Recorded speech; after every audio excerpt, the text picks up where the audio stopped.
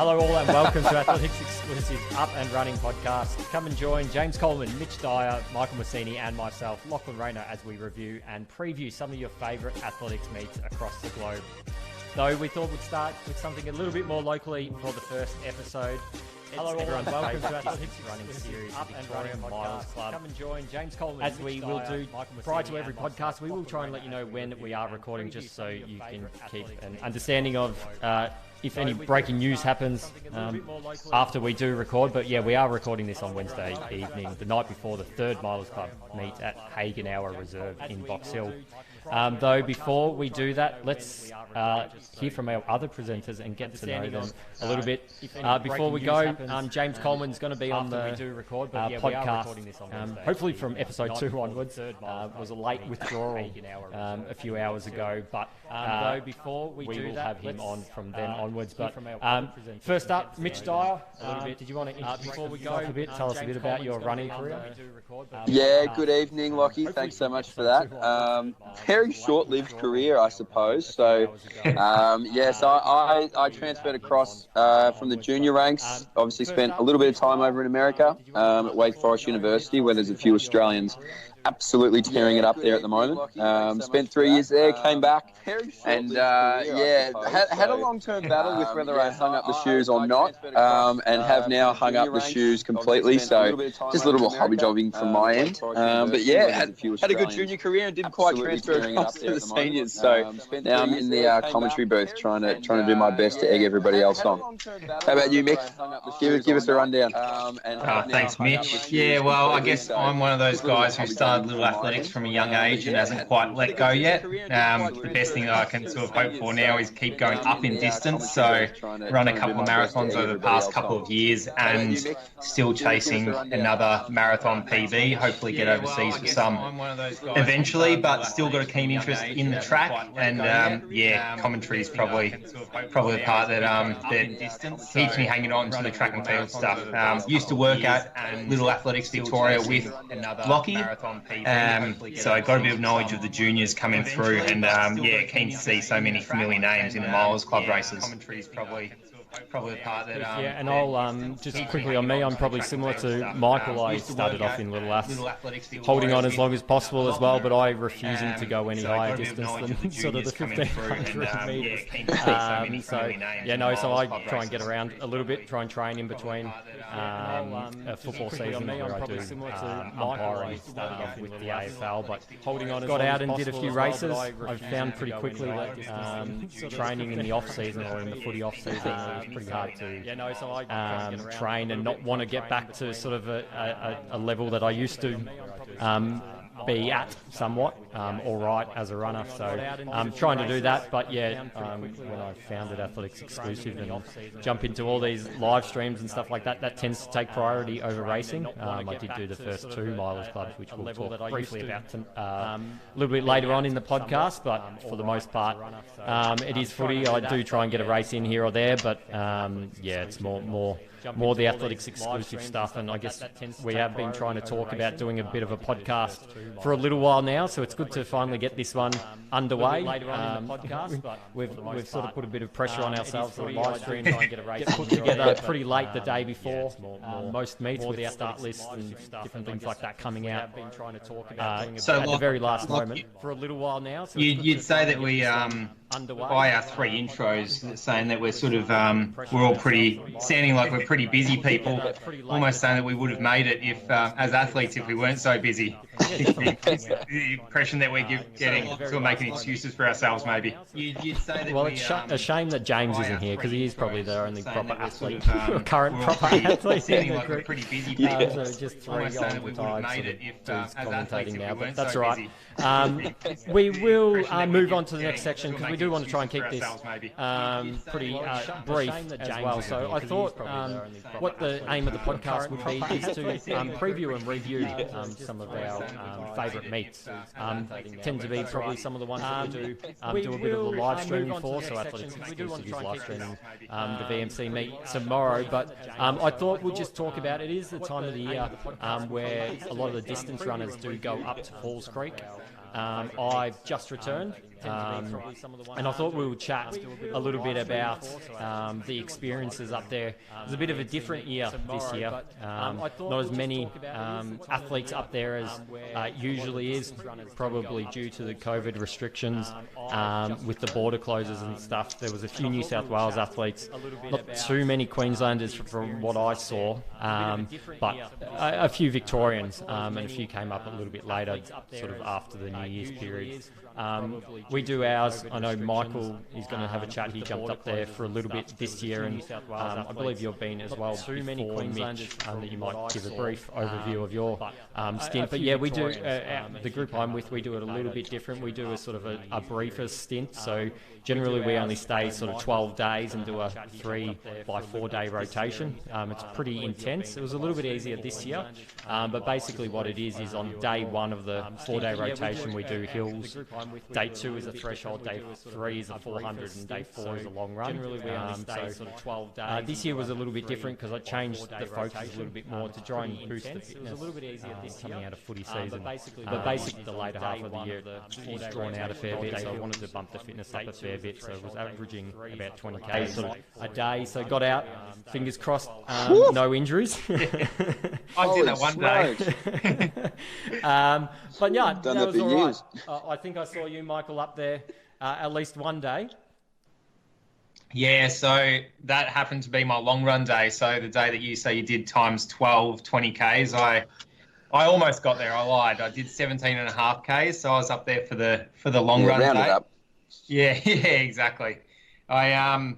We always stay at Mount Beauty, and back when I used to train more seriously, I guess as a junior, our training camp with our coach was down in Mount Beauty, and we'd always come up the hill for a couple of sessions, and as that.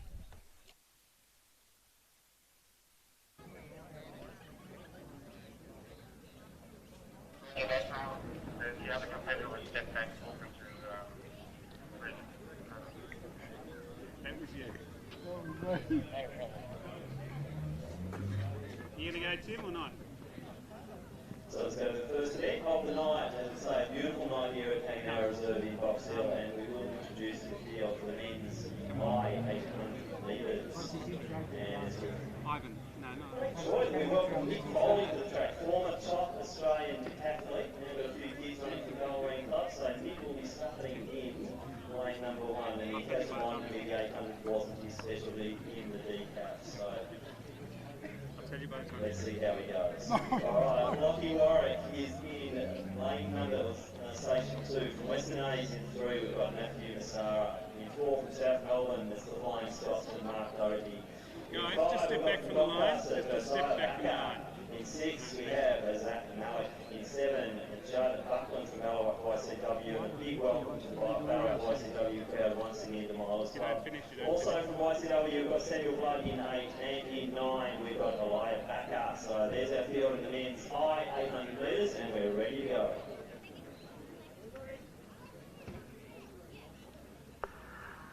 On your marks.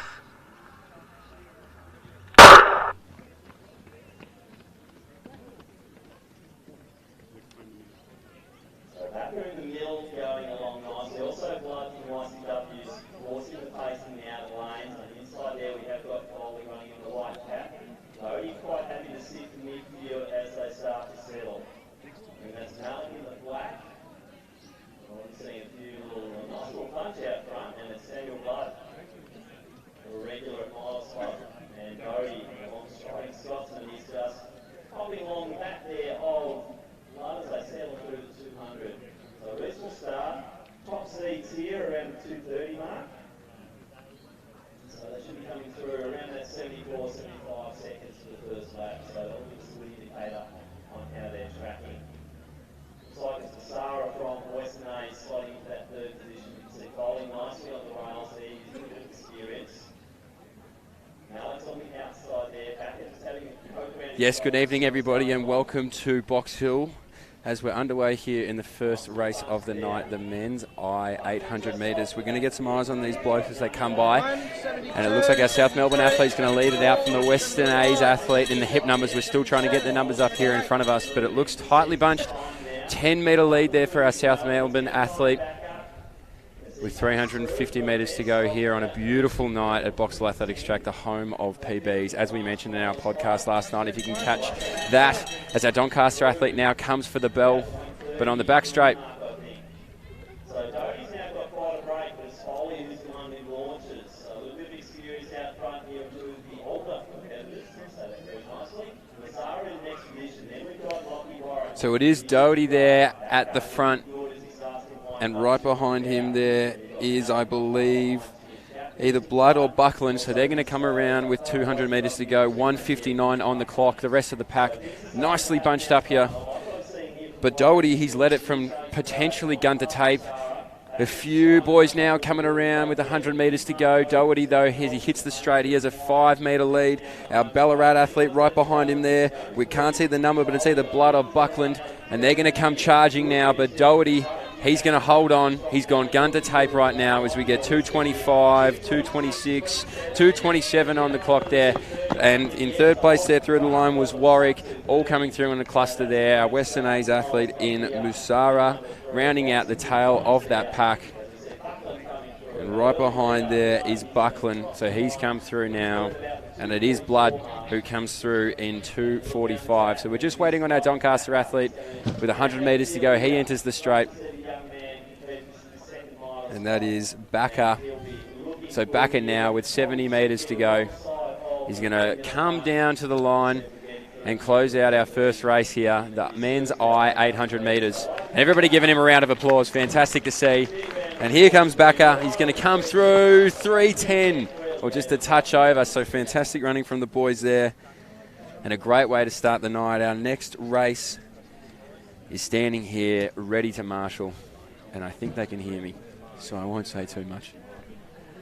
But geez, they look good. And once again, for anybody who did listen to the podcast, the Vaporfly or the Super Shoe count through the roof. I think there's 3 in this race. Is there a leg number 1? We'll call them out as they get underway. If there's no leg number 1 and there's 2 in a lane, Well, we might have a sneaky chance here. one of the 2. Oh, you're a paceman. Stay there. And I'll try and read Are them you the out. missing one? Our lane 1 now. That is Barrett Judd. Leighton in lane 2, Viney lane 3, Lambert lane 4, Wright in lane 5, McKay 6, Chen 7, King lane 8. So we have a full field here with the pacemaker, our man in white, coming out of lane 4.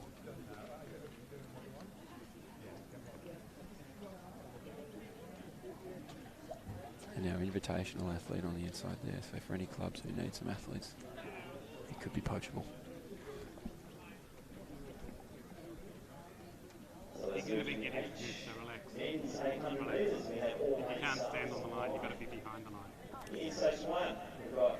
Now I know in the last 2 Vic Milers Clubs meet, the weather has been quite temperamental, but you could not ask for a better night here tonight. We have some loaded fields coming up later. It's going to be an absolute cracking night for athletics. As once again, our men's H 800 metres on the line, awaiting the starter. On your marks.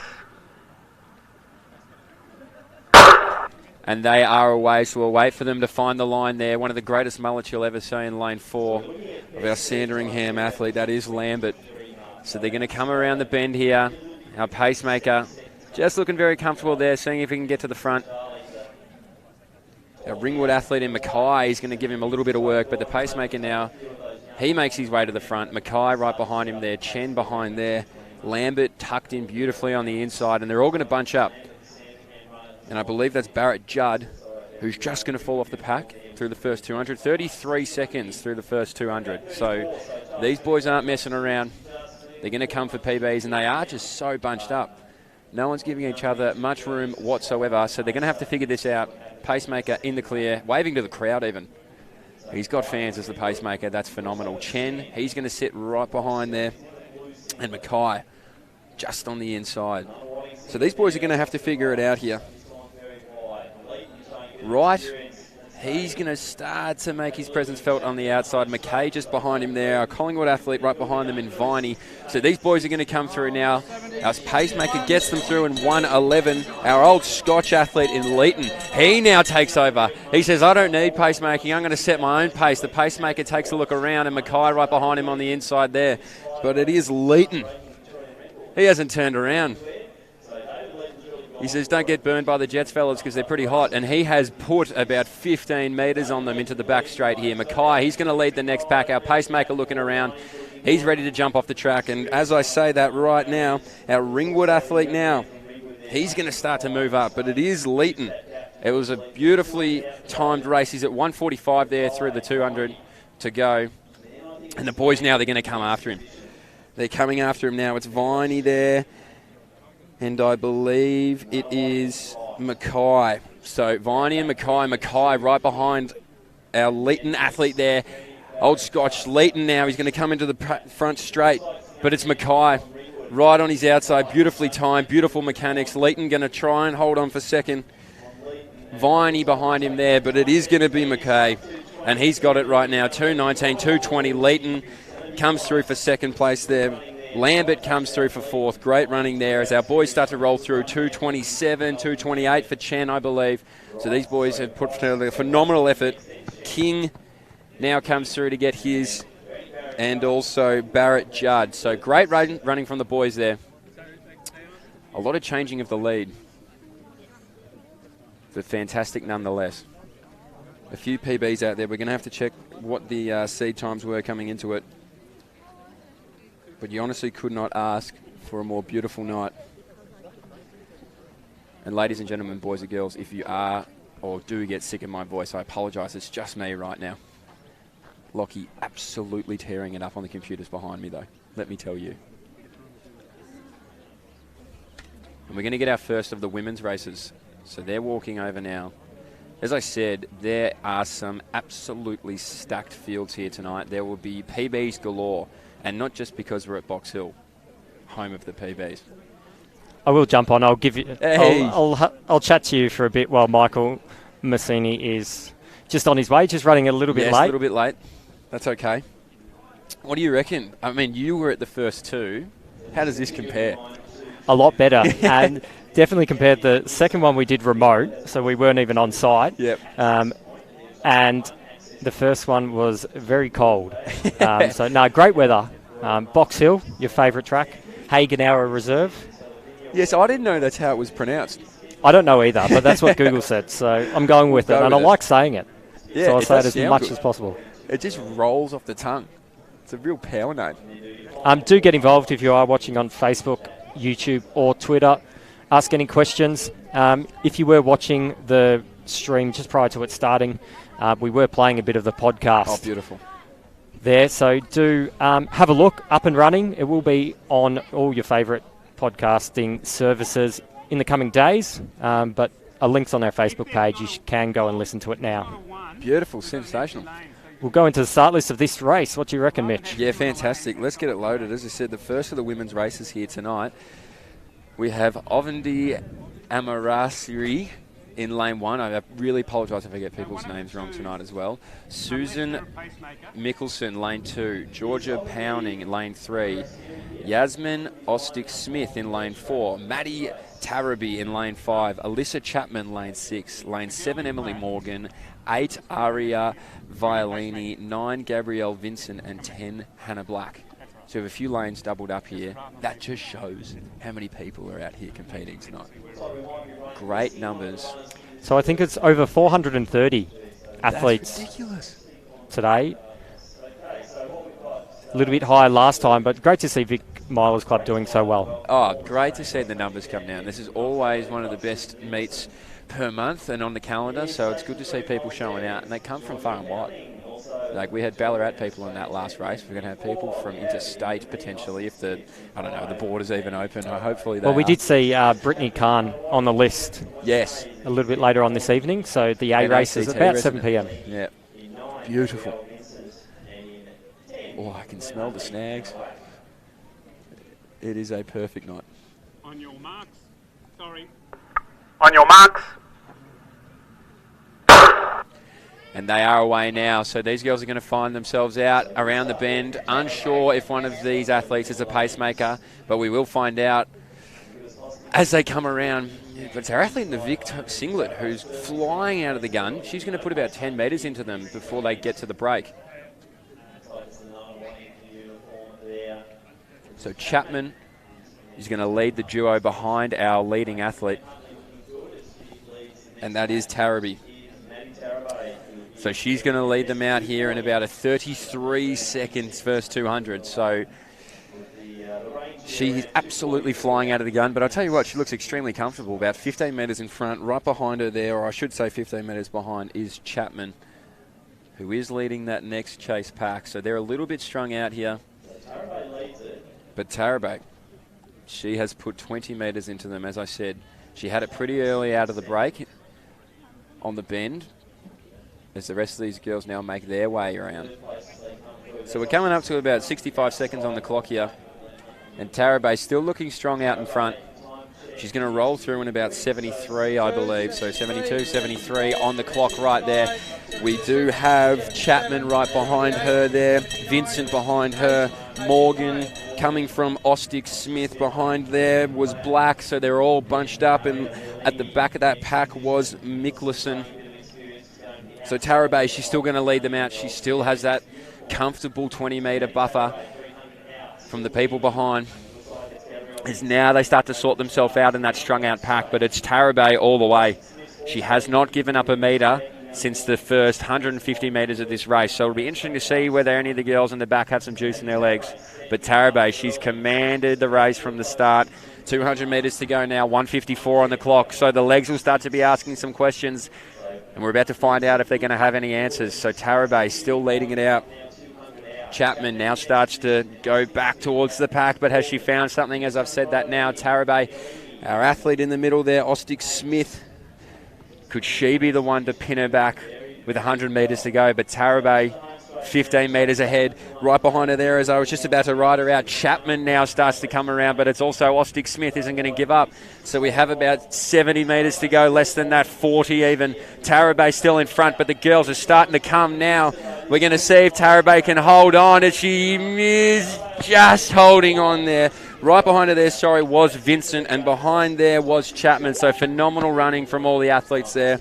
Ostick Smith comes through now. Behind her there was Morgan.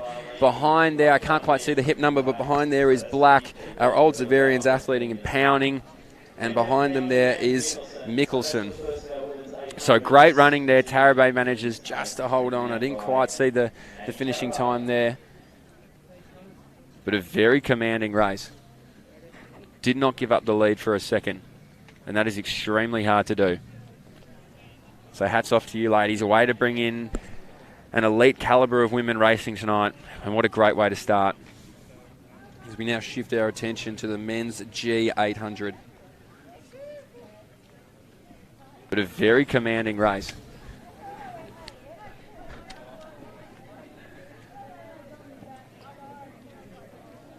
In our third of our men's races here in the marshalling area. Unfortunately, no super shoes in this race. But boy, there were some early.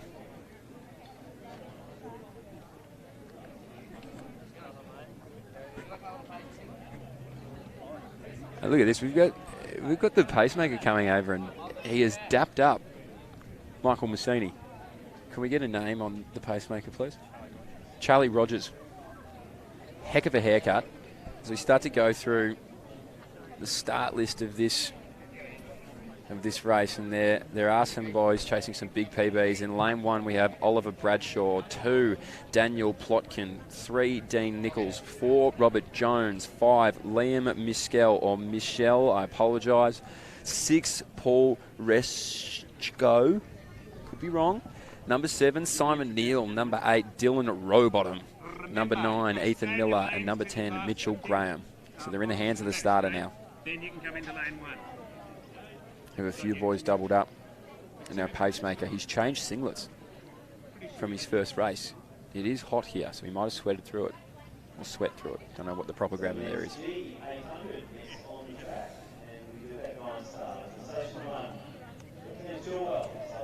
Our G800 here.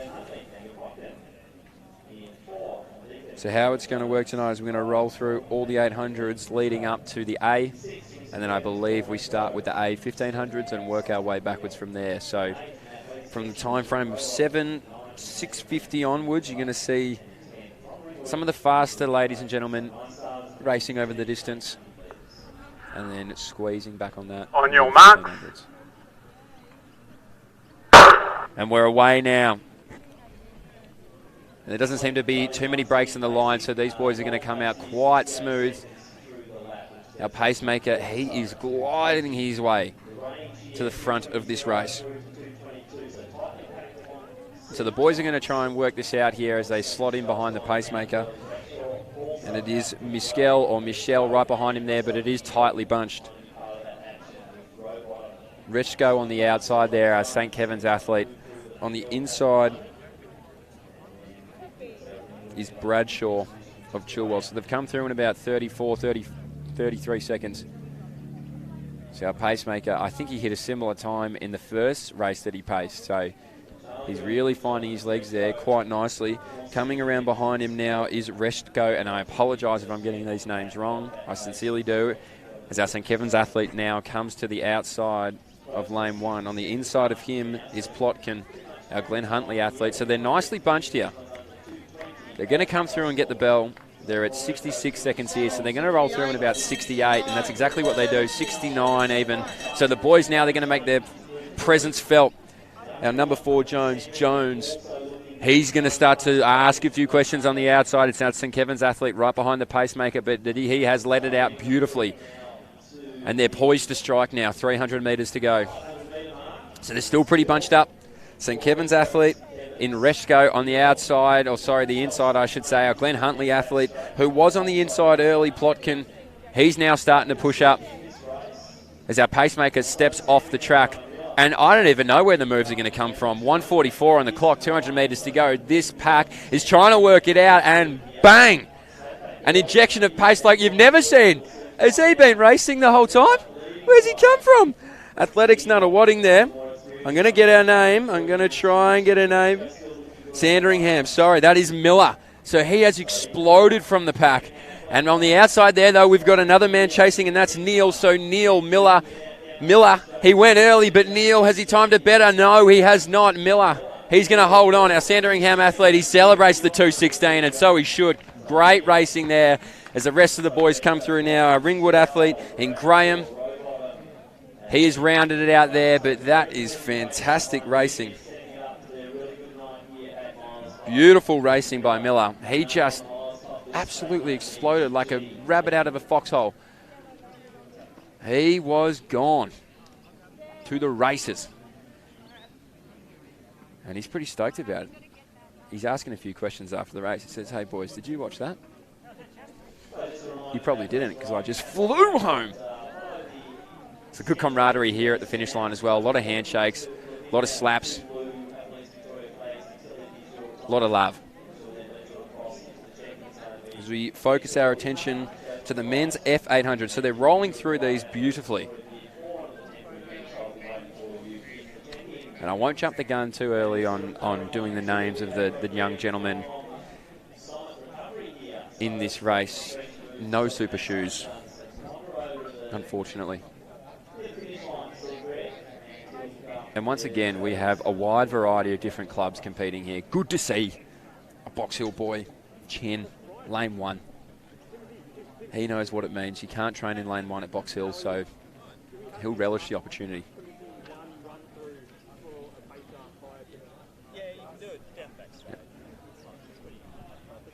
The Box Hill's got it on the wrong leg. Wrong leg, other leg. The great man on the microphone, Mick Masseni. Good afternoon. Yeah, close. Oh, yep, it is. We have a lot of racing left. What conditions as well? We were saying, White and green marks, gentlemen. that the first two meets have been terrible weather, pouring rain, freezing cold, and yeah, sunny skies and hardly any wind here at meet 3 at Box Hill. It is just beautiful. Just beautiful. So we have our men's F800 on the line. And the starter's indicating for them to start. So we'll give the names once the gun is gone. But in stacked field, we have 10 men.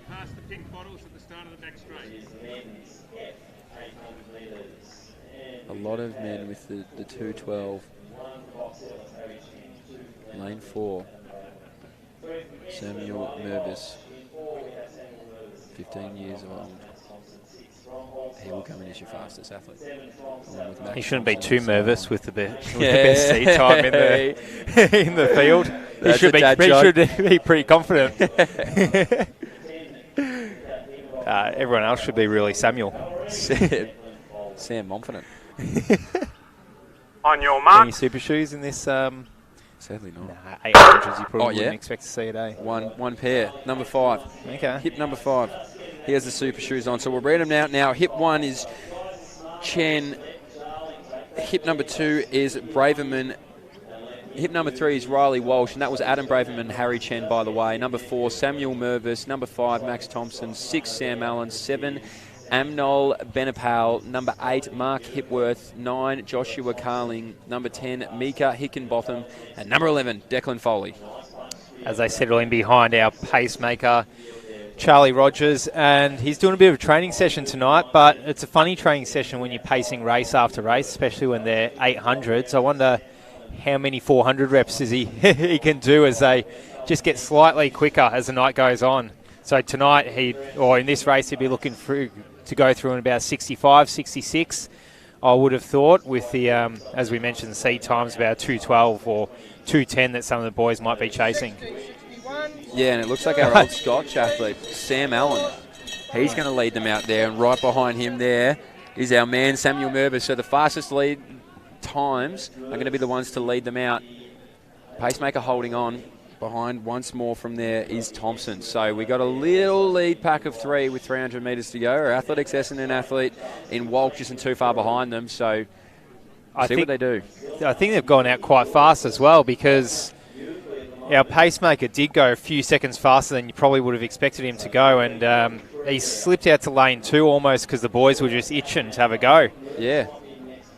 1:36 on the clock with 200 metres to go, and we have an absolute kick down coming down at the front. It is our athlete in Sam Allen from Old Scotch with 150 to go. He's leading it out, but right behind him there is Max Thompson. So Max Thompson right on the shoulder of Sam Allen, who's done a lot of the work behind the pacemaker. Allen on the inside, Thompson on the outside.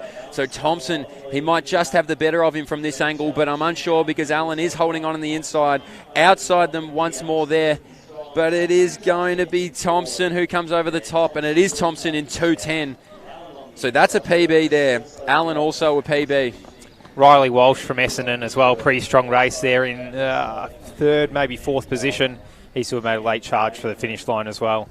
Yeah, so we had a few 2:10s there, so that'll be a few PBs, and they were all definitely under that 2:20 mark. So some great racing. And it was the old Nike Tempos as well that got the win. The old super shoe. The super shoe. How many have we had so far tonight? 2 I or haven't 3? written it down, but in the first race of the night we had 4. Oh, okay. So it's going to be over 25 pairs for the out of the 450 athletes. We're at the 6 or 7 mark right now. Yeah, okay. I don't like how our bet's looking. Lucky we didn't actually bet anything. Damn, we should have. Just a gentleman's handshake. Geez, that sausage sizzle sounds good. Smells good, should I say? Tell you what. For a man that hasn't had dinner yet. I am ready to chow down on some sausage sizzle. So women's F, next race of the evening. We love it that these Milers Club meets are sticking to the time schedule. So 6:25 p.m. this race is due to kick off, and the girls are already on the track ready to go. Now we'll just let the starter get the sound of the gun away before we speak too loudly and read through the names.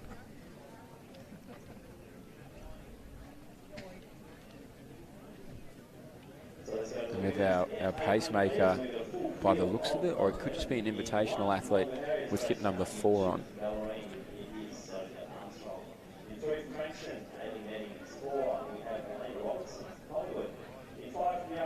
Okay, we might read through the names as we are waiting for the starter to get the race underway. And in lane 1, we have Grace Young of Collingwood. Lane 2, Sophia Armstrong of Bellarine. Bellarine, It would be. Then lane number 3, Hayley Meddings of Frankston. Hip number 4, Eleanor Robertson of Collingwood. Hip number 5, Kiara Wiley of On your Rangers. marks. Hip number 6, Lucy Kearney of Doncaster. Hip number 7, Simone Quinn of Knox. Number 8, Julia Smith, independent. Also independent is Sophie Johnson with hip 9. Hip number 10, Madeline Bashridian of Geelong Guild. And hip number 11, Amia Summer Ali of Glen Huntley. As the girls make their way up the back straight, it's hard to see who has got in front of the pack at the moment, but it could be our athlete from Frankston in Hayley Meddings. Amelia Sommer Ali is also there, the athlete in the light blue from Glen Huntley. They will be leading out the pack a quarter of the way through this 800-metre race. Yeah, so they're nicely strung out. They haven't really packed up too much. Small break between the top 3 and the rest of the field, but all in all, a pretty comfortable tempo being set. So your athletes have opted to go wide, which does add a little bit of distance. I believe it's about 7 metres per lap if you run it all in lane 2. So hopefully they can all tuck in and find a comfortable spot. But they are starting to bunch up now at the bell. 70 seconds on the clock, so they're going to come through in about 73, 74 now for the pack. So leading it is at Hayley Meddings, and right behind her there is Sophie Johnston. And C times of 2:37 to 2:40 for these girls, and all of them going through in about 77 seconds. Will set most of these girls up pretty nicely for a PB if they can hang on in the back half. See, Hayley Meddings is certainly giving herself the best chance for a PB tonight. Yeah, she is looking smooth, and she does not look like she's in any rush to slow down. With 200 metres to go, she's going to roll through in about 1:52. The rest of the pack is starting to look a little bit tired, and she just seems to be going from strength to strength, Meddings. So Sophia Armstrong from Bellarine as well. She's made her way into second position, but there still is that 10, 15 metre gap, maybe even 20 metres now for the rest of the field as we have 150 metres to go. Amaya Summer Ali from Glen Huntley has taken back that second position further back in the field, but it is all Hayley Meddings. She led from the start, from the crossover point of this 800 metres, and she's charging towards the finish line in a massive, massive PB as well of about 10 seconds. So 2:28 for Meddings, 2:31 for Summer Ali, and the rest of the field all coming in under 2:37, which was the fastest C time. So PBs almost across the field, we would say. Almost across the board. That only happens at Box Hill. Great racing by the girls there. And looks like all spikes, no super shoes. Just for the count. As we see the boys walking onto the track for the men's E800. There are some game faces out here, ladies and gentlemen.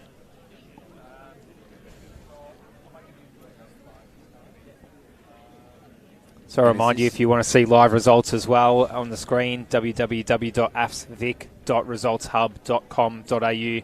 They are popping up pretty quickly after the races are run. You just have to refresh your page. Fantastic. If you want to check back in on the results hub. What is it? I don't mind it. What are you aiming for here? All right, we've got a little bit of inside word here, ladies and gentlemen. 62-63 through the first lap. Don't want to brag to anyone, but we did just speak to the pacemaker personally. We didn't just hear it through the stream. Okay. You have to turn your microphones off if you want to try and get So it's not so secret. You were all there to witness it. Our man Charlie, Charlie, am I right? Is the pacemaker? Charlie Rogers, yeah. Charlie Rogers. Mentone athlete. Please, someone bring a tape measure next time. I want to know how long his legs are. Are they regulation size? He's got the old Craig Mottram tall hip height. Yeah. Small torso. The Stewie McSwain. All leg, yeah, exactly. On your marks. Stand up. Guys, you've got to be balanced. Make sure you can hold your position. On your marks. Got to be balanced. How is this sport of ours? There will be no wobbling. Yeah. With hip number 1, Jacob Ganji of Coburg. Number 2, Lachlan Marasco of Doncaster. Number 3, Tristan Niehoff of Eureka. Number 4, Ethan Godding of Mornington. Number 5, Ben Grimes of, I believe, the KNA. What would you call that one? Number 5, Ben Grimes. We'll move on. Bart Leeton, Old Scotch, with number 6 on. Ashton Sin, number 7. Number 8, Ben Forster. Number 9, Carl Schaap. And number 10, Leonard Godson. So they've gone through in about 31, and the pacemaker can't even get to the front. Charlie, he gave us the inside word, but he can't get to the front. Unbelievable scenes. He's checking his watch as well. Yeah, he's wondering if this is all right. Hey, Charlie, take a seat, mate. You've done a few of these. It's my turn now.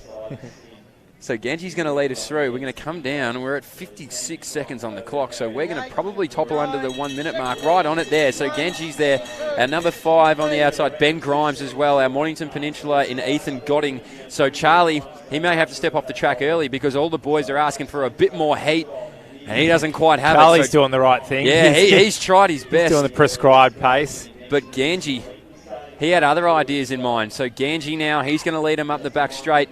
Our number 5 hip number in Ben Grimes, he's right behind him there. And our Mornington Peninsula athlete with the hip number 4, Ethan Godding, he's right behind him on the outside too. So 200 to go here, Mike. 1:30, on the clock. They'd be heading for under that 2 minute mark, surely. Haven't checked in on their seed times yet, but it'd be a good bet that they would be around 2:02, 2:05 athletes. And they are cooking now with 100 metres to go. And can Ganji bring it back? I don't know if he can because it looks like Grimes is going to be the one to take it out. He is swimming to the finish line, Grimes, but he wants it bad. 2 minutes, 2:01, 2:02. He's going to go through 2:03 there. Ganji 2:04. Our number 4 hip number there in Ethan Godding. He's going to come through in about 2:06. Our number 6 there at Old Scotch, Bart Leeton. He's gone under the 2:10. And our last athlete to come in is 2:15 there. So a lot of quick times, and that was Ashton Sin of Doncaster. Some great racing. So let's just go back to the unbalanced on the start line thing, just for argument's sake. Yeah. I know I'm completely aware there are rules and everyone has to follow the rules, but surely it's a disadvantage if you're unbalanced on the start line. Yeah. Is anyone gaining an advantage from being a bit wobbly at the start of a race? Unless you somehow magically fall forward enough, I can't imagine you would get an advantage. No. No, definitely not to hang it on the on our brilliant officials and start team, because obviously, there are the rules and it has to be fair for everyone. But surely this is a disadvantage, being the wobbly person out of the 10 people on the start line. Yeah, I would think stability would be, an advantage. For a strong start. Yeah, but that's okay. We move on. I'm going to back the starter in. Oh, absolutely. I need to stand up.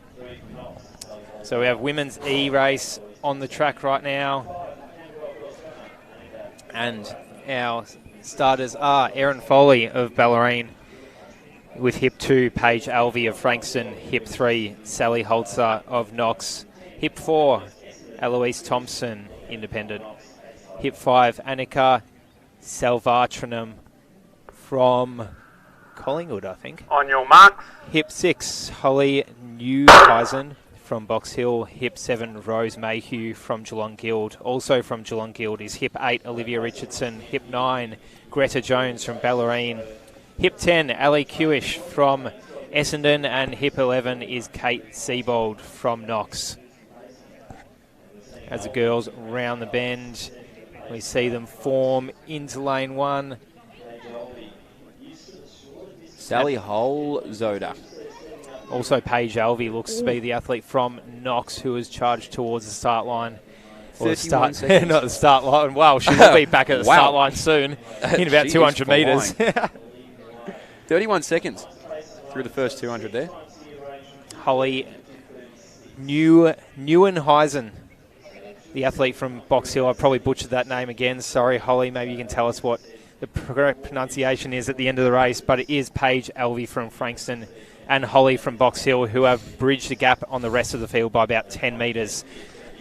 Tell you what, if your eyes are closed, glue them open because you don't want to miss a beat tonight. We're coming through here in 67 seconds on the clock. For girls with PBs. Holzoda. PBs of about 2:30 to 2:35. That is hot first lap. They're not messing about. They want all the smoke. They say, don't clear it. I want it. With 300 metres to go now, this is where it's really going to be tested, but it still is Holzoda in front. She has led from the gun. Right behind her there, we'll try and get the hip number, and that is Erin Foley. So Erin Foley right behind there. Could she be the one to peg it back? We're starting to see a little bit of movement in third place there. Up on the back straight, that's where the moves are made. And that is Elvie coming up on the back straight, but Holzoda, she's still leading. 180 metres to go. She's starting to widen that gap as well. Sorry, I've been saying that wrong the entire time. That is Paige Elvie leading. Paige, I sincerely apologise. You were moving too quick. I didn't have time to check the names. So 100 metres to go. Elvie, 2:08 on the clock. So you would think that she's in for a big PB here. She starts to lengthen the stride and move away from the field. 30 metres to go now. 2:19 on the clock. 21, 22, 23. So 2:23 for the winner there. Huge Fantastic PB. effort. Eloise Thompson, I believe, has come through for second place. As the rest of our ladies come in now. 2:34 on the clock. Now, last athlete comes in now. There's Annika. Go on, Mitch. Selva Rattan. She comes through with a great race.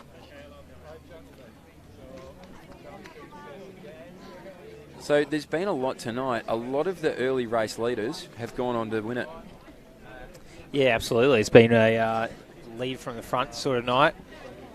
Yeah, there hasn't been a lot of kicks from the back and come around. Probably more a 1,500 metre thing that we might sort of see. A bit more tactical, especially in the higher graded races. Yep. And we see Charlie Rogers lining up for another pacing job.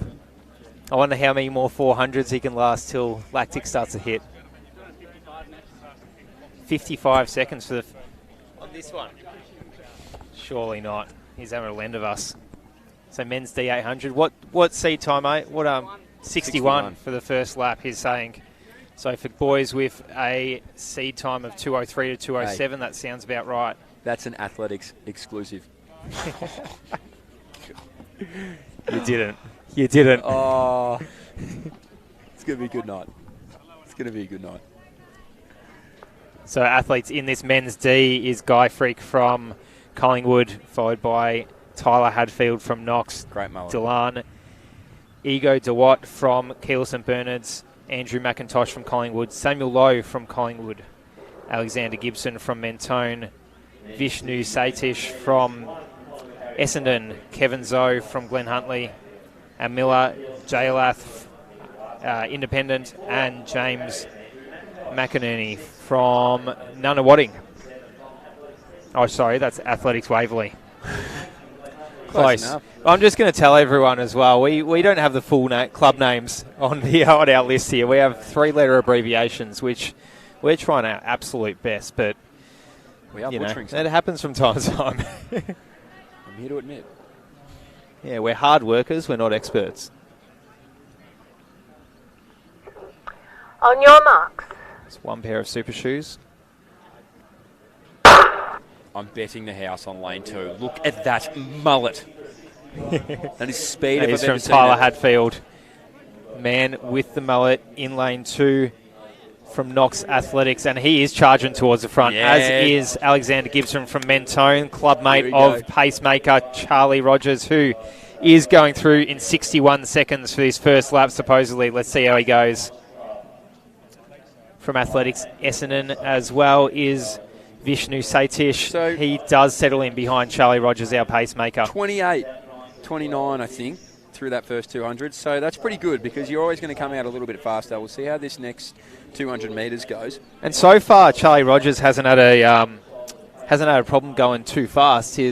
All the boys have been pushing him. He's been doing the right thing, setting the pace like a metronome. But yeah, it's the boys who have been impatient and charging towards the front. Well, they're going to go through in 58 seconds here. 58. And that's going to be Satish of Athletics Essendon, and right behind him there is also Alexander Gibson. So he's on the outside. Hadfield, the mullet.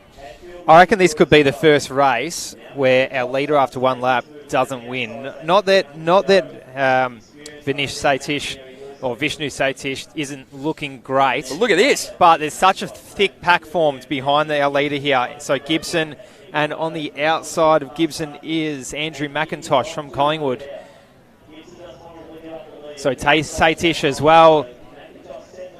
Ego DeWatt is right there, the athlete from Keilor St Bernard's. It is a race of 4 or 5 at the moment. Gibson is charging towards the finish line with the best looking technique at the moment. And he, with 100 metres to go, he looks the goods. Satish coming for a strong finish, as is McIntosh, but Gibson may be too good with about 30 metres to go. Will he head under 2 minutes? He'll be right on there, 2:01, 2:02, 2:03 for the first few athletes across the line with few PBs. That was probably one of the more exciting races of the night, I'd say. Closest finishes, anyway. There was some serious movement there. A lot of Cook boys at the finish line. A lot of daps, a lot of handshakes, a lot of high fives. You'd love to see it. So you're out there and you're earning and burning. We are getting up to the pointy end of racing tonight, Mitch. Are we heading to the women's D 800? Or have I completely miscalculated where we're at? So seed times ranging between 2:26 and 2:30 in this women's D 800. 12 starters. And this is a loaded field. What's our fastest seed time in here, Nick? 2:26 is our fastest seed time, and there's a few athletes with that seed time as well. So it should be a very close contest, one would say. So as we get towards the higher seeded races, they will all come at around the same time of the night. So it goes Ds, Cs, Bs, As, and then into A 1500s, and then back the other way for the rest of our 1500s for the evening, finishing with 31 races at around 9 o'clock this evening. The A grade races will be on just after 7, about 7:15 for most of the A grade races. Ladies and gentlemen, for those interested, DJ Hustog has entered the building. So sorry, I will say the men's A 800 will be on at 7:05, women's A 800 7:09, women's A 1500 7:20, and men's A 1500 7:27. So between 7 and 7:30 for those A grade races, if this is what you're here for. But up until then, some great racing still. So women's D, women's. Mitch, take it away. Yeah, we have some absolute class athletes out here for the ladies. Hip number 1, Molly Butler. Number 2, Elizabeth Hall. Number 3, Amelia Hola. Number 4, Kiara Backer. Number 5, Honor Tobin. Number 6, Alicia Bucket. Number 7, Ali Brooks. Number 8, Chloe Warmington. Number 9, Eliza Shivers. Number 10, Alana Chapman. Number 11, Emily Mifsud. And number 12, Kayla Schwallow. I apologise to any girl that I got named wrong there. So on the line. And they're away now. And as we said, an absolute class field here. There is so many talented ladies racing tonight, which we absolutely love to see. So they're going to find their way around the bend. And hitting the crossover is important. Where you're going to shuffle yourself in the positioning outside of the first bend is, I know it's an 800, but it is quite crucial. So these girls now, a little bit strung out, but up the front it is pretty nicely boxed. So they're going to try and find a spot. A lot of them now finding their feet. As I said last night, Bambi on ice for some of these races. Some of these girls will be racing for the first time. Some may be coming off falls, some maybe not. So they're going to go through in 32. So that seems to be pretty consistent. On the inside there, I believe it is Buckland. And I am correct, so it is Buckland. Next to her is Ali Brooks. So these two ladies are going to lead it out through the 300-metre mark. They're going to come through in roughly 52 seconds. So the pace is definitely on. We have a few ladies out wide, so hopefully they can find their spot. But it is Buckland and Brooks, Ali Brooks and Alicia Buckland, I believe, leading us out here. Right behind them there is Kiara Backer. So they're 70 seconds through the line. A number 5 athlete, Hannah Tobin as well. She's starting to move up, so she's going to get on the outside there. But it is, Molly Butler who is leading. So with 300 metres to go now, 1:30 on the clock. There's our Diamond Valley athlete and Ali Brooks now taking the charge. They are starting to string out now as well in a couple of packs of 3 as Hannah Tobin starts to round the shoulder of Butler and make her way up to Brooks. So we'll see how the last 200 metres pans out, if there's any kicks or if that 1, 2, 3 remains the same. We even see the 4th and 5th placed athletes now making a charge towards that front little pack they've got going on as they round the discus cage on the back straight. It's going to be on coming into this front straight. Ali Brooks, she's still leading, but as you said, coming from the back now, I believe that's Amelia Hola. So she's going to come around the outside. We're going to see who can hold on to this. The girls now, they're going to be widely spread. But coming on the outside, I believe it is Anna Tobin. Anna Tobin on the inside of that is our Diamond Valley athlete, and it's going to be Ali Brooks or Anna Tobin. I can't pick between them. Great racing from the girls there. I believe that's about a 2:27. Right behind them there was the home track athlete, and that was Alana Chapman. So great racing. Oh, I apologise. That was actually Amelia Hola in 3rd place there. So great racing from all the girls. I couldn't pick that, Mick. I don't know whether you got the winner there. Not from our angle here. That was the... definitely the closest race that we've had so far tonight. And that's a gutsy effort. And also, it was great to see those late charges as well. It ended up being a battle between Brooks and Tobin, who did put themselves in good positions with 1 lap to go. But still, those late charges that we saw from the likes of Emily Holler, it was pretty awesome to see. Great racing. Hope we see some more of it as the racing goes on for the rest of the evening. Yeah, I think we're just ramping up to that style of racing now as we get the men's C800 in front of us here. So I believe, from my research, nobody in this race has a seed time faster than 2 minutes. They're all around that 2-minute mark. Your research will be correct, Mitch. Ooh. And 2:01, Kirk Shanahan from Western Athletics is the highest seeded athlete, all the way down to 2:03. So you could probably throw a blanket over them at the finish line if everything works out as per seed times. And I dare say a bunch of them would be chasing that sub 2 minute for the first time. Without knowing, Pacemaker would probably be going through 58, 59 seconds for that first lap, you'd be saying? Yep, I reckon that's a safe bet. So to read out starters for this men's C race, we have in lane number 1 or hip number 1, Mark Stodden from Richmond. Number 2, Patrick Retschko from St Kevin's. Number 3, Noah Wright from Yarra Rangers. Number 4, Kirk Shanahan from Western Athletics, our highest seeded athlete. Number 5, Nathan Crowley from Bendigo University.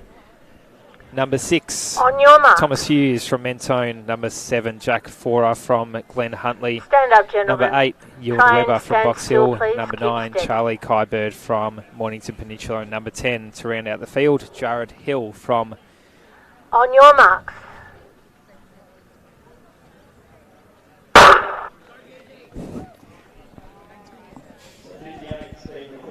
So 58 seconds, we've just heard, is the first lap time that's been requested. This might challenge our pacemaker, Charlie Rogers. Let's see how he goes. I've got confidence in him because, well, he's nailed every race so far, and it's been the athletes who have been wanting to challenge him, not by lack of pace, but just a bit of eagerness on that first lap. As we see, the athlete who sits just behind him is from Bendigo, Nathan Crowley.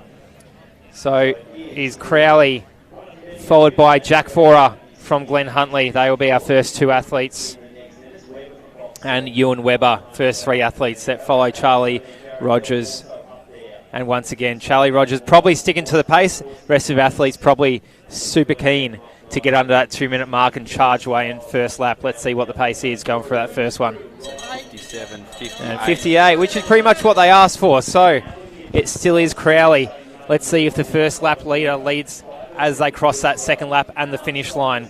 Jack Forer is looking pretty, just sitting on his heels. The athlete from Mentone is Thomas Hughes, leads that second pack, who is followed by Charlie Kyberg of Mornington Peninsula. And we do see Fora from Glenn Huntley take the lead into the back straight, bridging a gap of a couple of metres on our early leader in Nathan Crowley of Bendigo. And they are about 10, 20 metres on the rest of the field. And they've gone through 1:28 with 200 metres to go as well, so they're right on track to break 2 minutes for the first time. Jack Fora, well, he put the foot down with 300 metres to go, and he hasn't looked back. 1:45 on the clock, so it's possible here for Fora if he can get moving. He has 15 seconds to get under the time here. Fora, he's starting to pull away. Can he dip under for the first time? 1:54, 1:55, 1:56, 1:57, so Massive he has smashed PB. through it.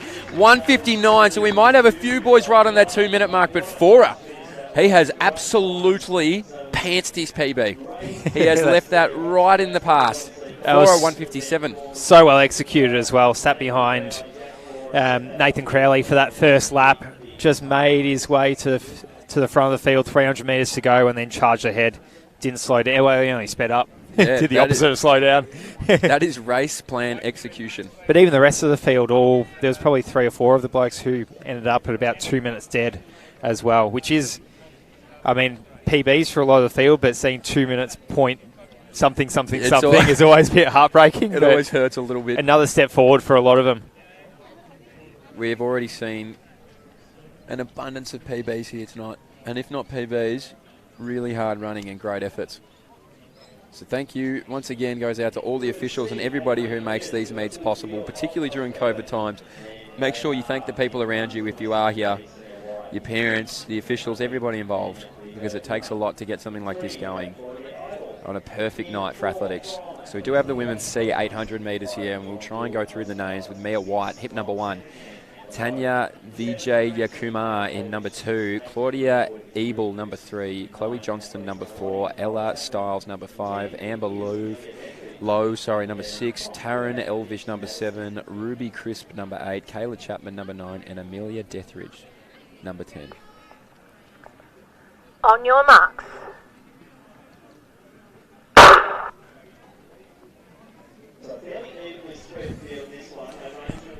So our ladies are on their way here in the women's C 800 metres. And it looks like it's going to be a tight bunch. But from the inside, it could be Tanya Vijay-Kumar who might lead them out. And no, I apologise, just on her outside there is actually Chloe Johnston. So Chloe Johnston is going to be the one to lead them out through the first 200 metres. She's going to come through in roughly 30 seconds. So these ladies are not messing about. Right next to her there is Ella Stiles. But it is Chloe Johnston as she starts to settle into her own rhythm and her own pace. The rest of the field is beautifully strung out. So I think we may see somebody come from the pack, not to say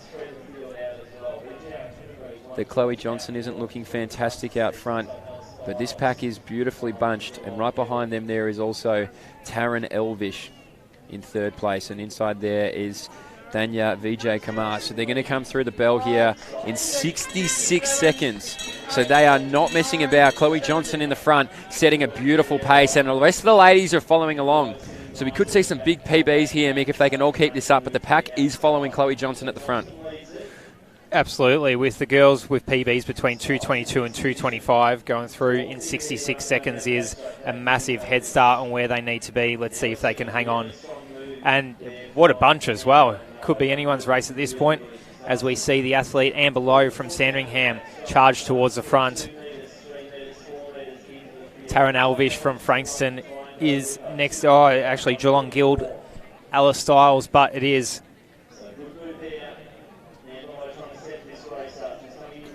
so 150 to go. Amber Lowe.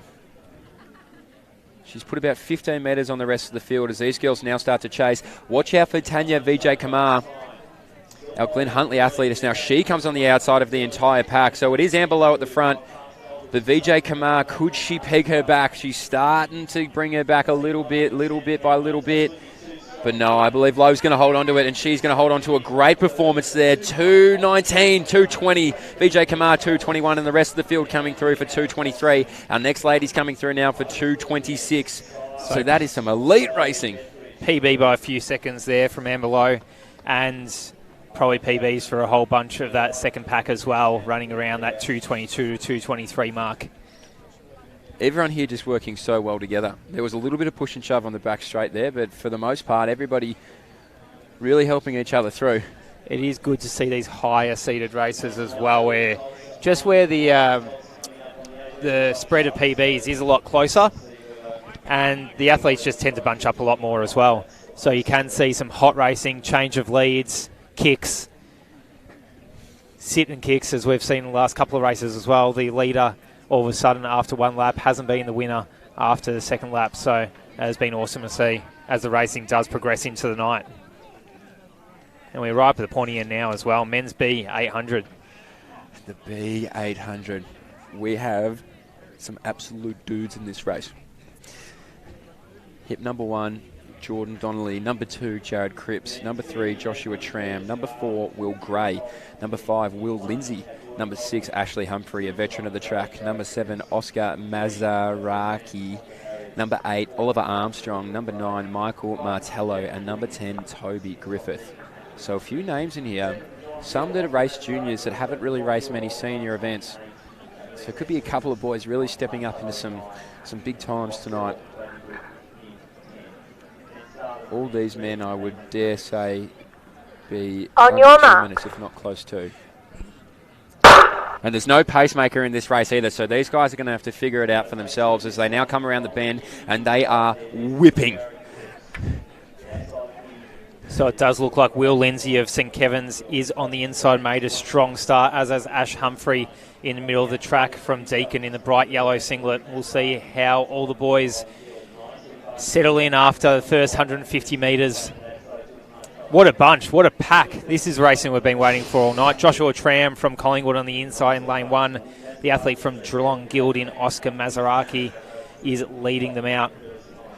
Yeah, and the boys are looking good, and they're not giving each other any room. There's a bit of mongrel in here. Michael Martello from Essendon is sitting in third position, the guy with the awesome sunnies.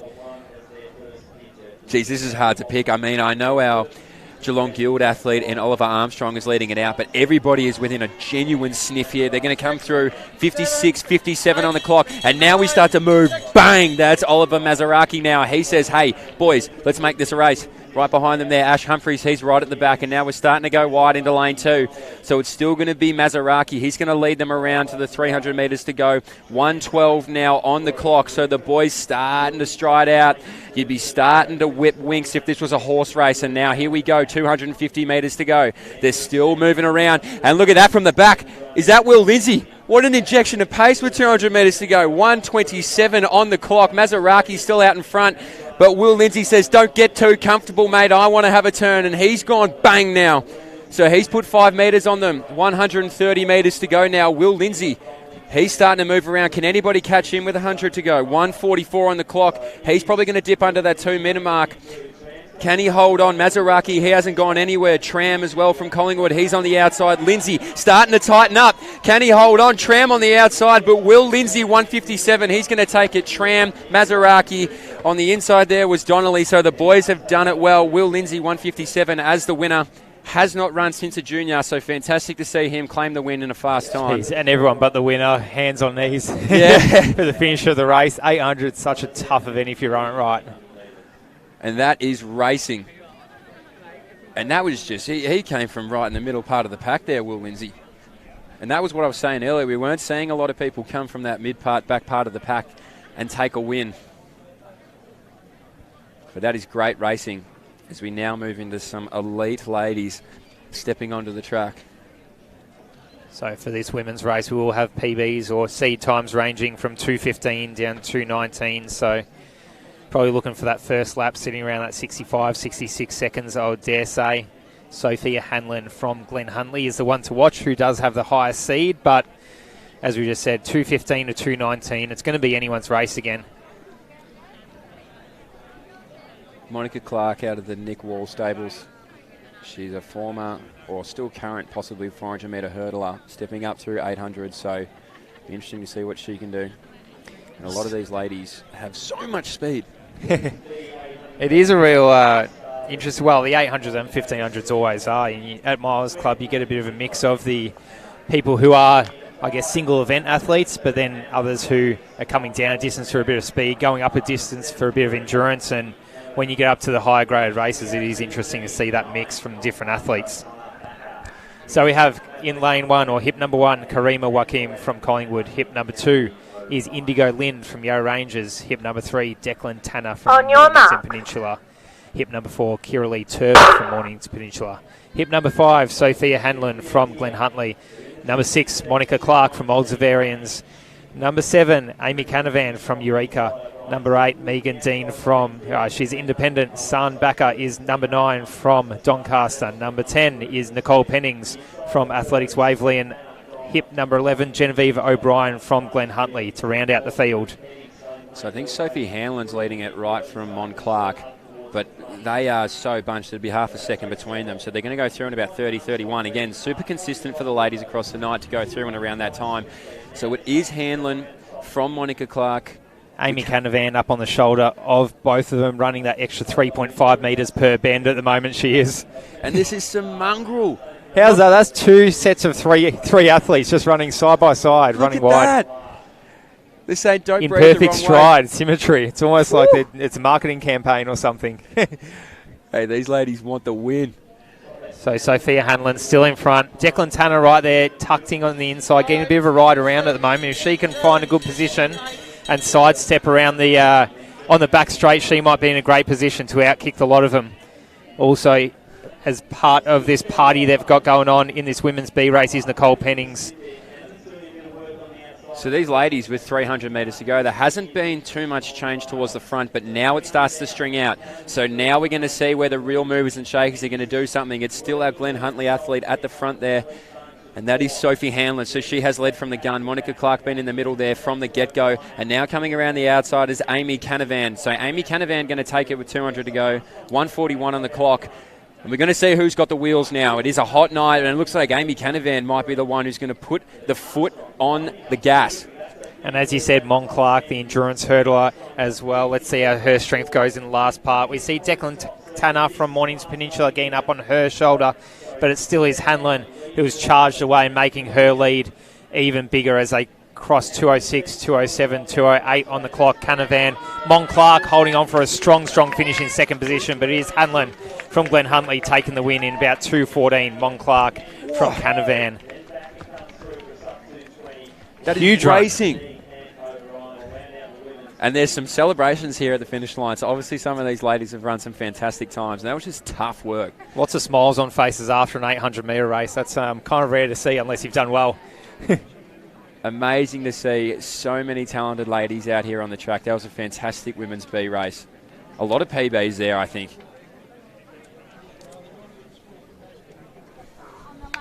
And here it is. We have the first of our A races for the evening, men's A race.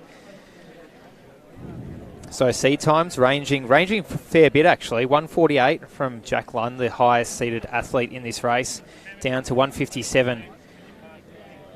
So about 10 seconds. We probably will see the athletes strung out a fair bit after not long. There might be a bit of a pack towards the front, depending how Jack Lund wants to race it. I hear he might be heading for a qualifying time of sorts, Mitch.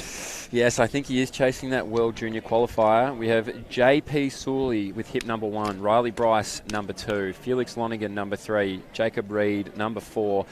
Our man Jack Lund, who we did say was chasing that World Junior standard, with number 5, Darcy Pound, the sheepdog, number 6, Mitch Thompson, number 7, Joel Donner, number 8, Patrick Matthews, number 9, and James Hatton, number 10. So I believe that's a Rising TC set of shorts there in the notable pink and blue. They are unreal, those shorts. When you'll see them on camera, you'll be wanting to buy a pair and wear them out to the beach or by the pool this summer.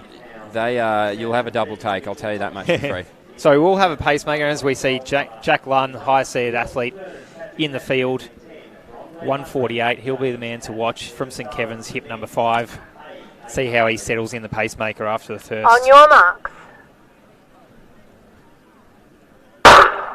And we're away. No super shoes in this one. It's all spikes on the feet of the boys. As our pacemaker charges towards the front of the field, and Jack Lund, he'll get a few metres on the boys as they settle into that back straight. Darcy Pound is right there, as he said, the sheepdog himself from Box Hill, the workhorse. JP Sully, he's on the inside as well, the athlete from Old Scotch. But then they do settle, and Jack Lunn about 5 to 10 metres after the first 200 metres, Mitch. Connor Fry has taken them through in 24 seconds. And I think Jack Lunn might have whispered, that's not fast enough, because he's actually picked him up around the bend. Shouted. So Connor Fry is going to lead out Jack Lunn, and he has 10, 15 metres on the rest of the field. So he's not messing around. It'll be interesting to see how far Fry's going to take Lunn through, obviously as far as he possibly can. But we're at 49, 50, 51 seconds on the clock. So Jack Lunn, he is staring down the barrel of a World Junior qualifier, ladies and gentlemen. We have our next athlete there with hip number 4, Jacob Reed. He's going to be the one chasing Lonergan and Pound behind them, but it's all Jack Lunn with 300 metres to go. 1:04 on the clock. You may be watching a World Junior standard fall down all by himself as he starts to stretch out now. 250 metres to go. Jack Lunn, he has 50 metres on the rest of the field. There is no one even close to this young man. 78 seconds on the clock, and he is just ramping up.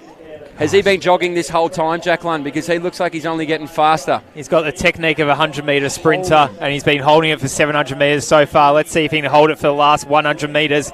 We've got a time trial, and then we've got a race behind him as the crowd at Box Hill cheers him through. Let's see how he can go in the last 50 metres. He's 1:43, 1:44 as he crosses the line in 1:47 by the looks of our eyes here at Box Hill trackside. Darcy Pound coming in at second. 1:47. Were you seeing what I was seeing, Mitch? That's a 1:47 time trial. Exactly. That's not even a race. No windbreaks, nothing. Look at the smile on his face. He knows what he's just done. 1:47, I believe. And you know what? If I'm wrong, so be it. I still want to say it. That is a World Junior qualifier for Jack Lunn. You claim it. I definitely didn't see a clock tick over to 1:48 before he passed. That is, people watching at home and everybody here, that is a 1:47, just about evenly split 800-metre effort on your own. And obviously fantastic pacemaking there by Connor Fry. And we just did hear confirmation trackside, 1:47.42 was the photo finish time there. I would love to know where that sits in current world rankings. I know we're in a COVID year, but that is a phenomenal time by Jack Lunn, and he is stoked. At January 14th, 2021, probably pretty high in the rankings, Maybe I'd say. number one. I'd say he's the fastest in the world right now. That is sensational. I don't think he knows what to do. He's just walking. Can't believe it. He's done about 9 laps down here as we now focus our attention to the women's A800. And this is also an absolutely loaded field. Abby Caldwell, I can see here, obviously put together some great 1500s. So I believe only 7 athletes on this starting list for the women's A. Connor Gist from Doncaster, Abby Caldwell, her teammate from Doncaster, Gigi Macanini, your favourite name to say in athletics, Mitch, from South Melbourne. She's got hip number 4. Hip number 5 is Madeline Murray from Deakin. Hip number 6, Brittany Kahn from New South Wales. Hip number 7, Claudia Carter from Glen Huntley. And hip number 8, Anna Kaspers from Essendon. So that rounds out the field of 7. A lot of familiar faces here for the Vic Milers Club. And a lot of fantastic times. 2:04, our fastest time here. And that is Madeline Murray. She doesn't seem to be on track, though, as I do look on the actual track rather than our start list, Mitch. So Gigi Macanini comes in as our fastest athlete with 2:05.7 on the clock. So expect this to be extremely quick. It looks like there's no pacemaker either. So these ladies are going to have to make the pace for themselves. All extremely capable and all great athletes. Brittany Kahn in the Nike kit with hip number 6 as well. She'd be one to watch. She is actually the Australian 1,000 metre record holder, Brittany Kahn. So.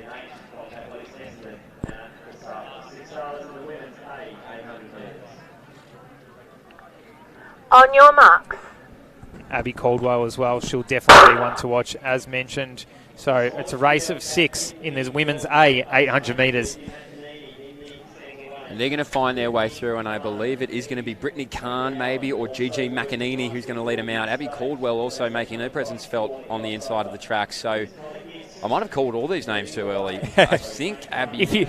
If you have a few predictions, if you call 3 or 4 tips, then you're probably going to get someone. I think it's Connor Gist. It is. And it'll be interesting to see how Abby Caldwell races this. An accomplished athlete, but probably more accomplished at the 1,500 metres, 3,000 metres. So see how her strength carries her through. And Brittany Kahn, been around for a number of years, seasoned racer, and with international experience as well. So just see, I guess it will prove how much her training's been going over the past few months, and seeing how she performs tonight.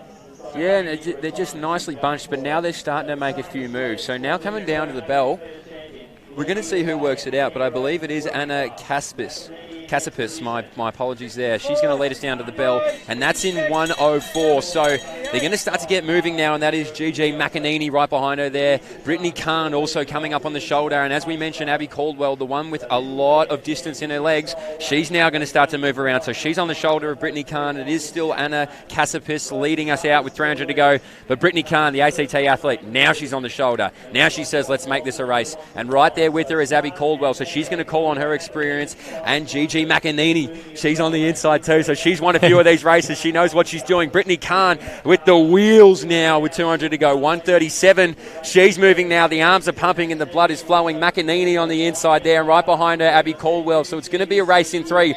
Kahn going to call on the experience. McEnany on the race-winning performances at Vic Milers Club, and Caldwell on her own experience. So now they start to move on the inside.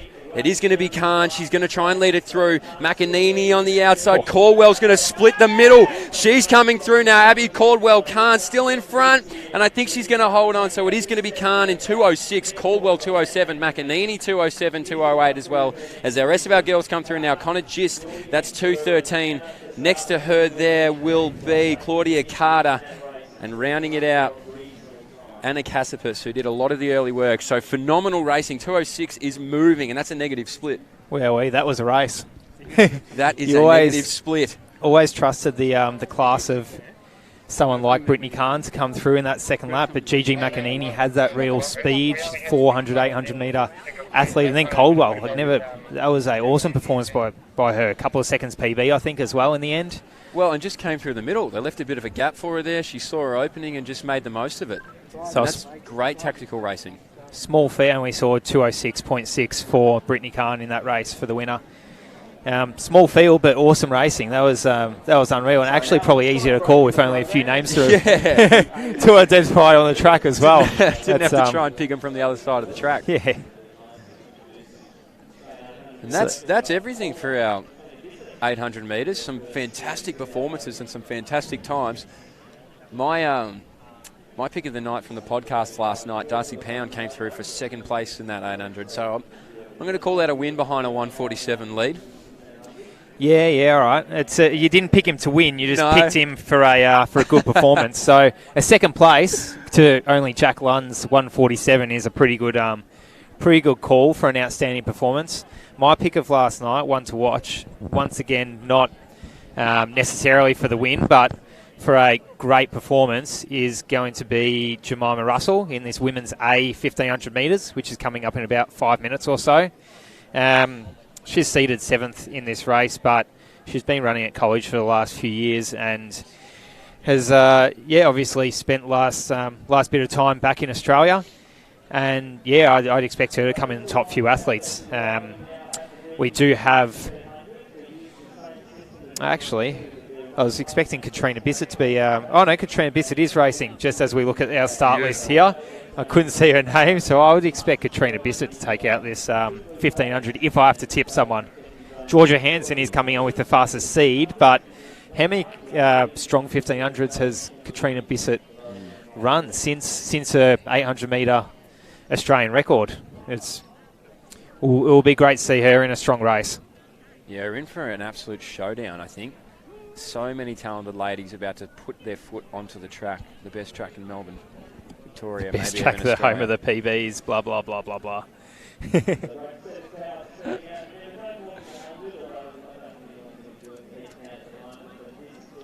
And it is just a cracking night for athletics. If you have any questions that you want to ask during any time of this night of racing, feel free to chuck them on the Twitter, the Facebook, or the YouTube, wherever you are joining us from. Good evening from the home of PBs.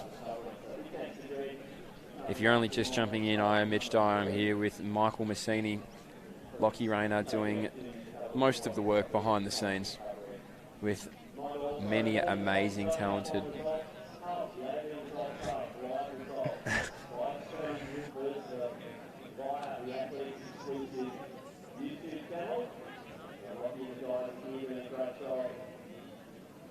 I think we've got some reasonably good commentators there. Masseni is in the chair.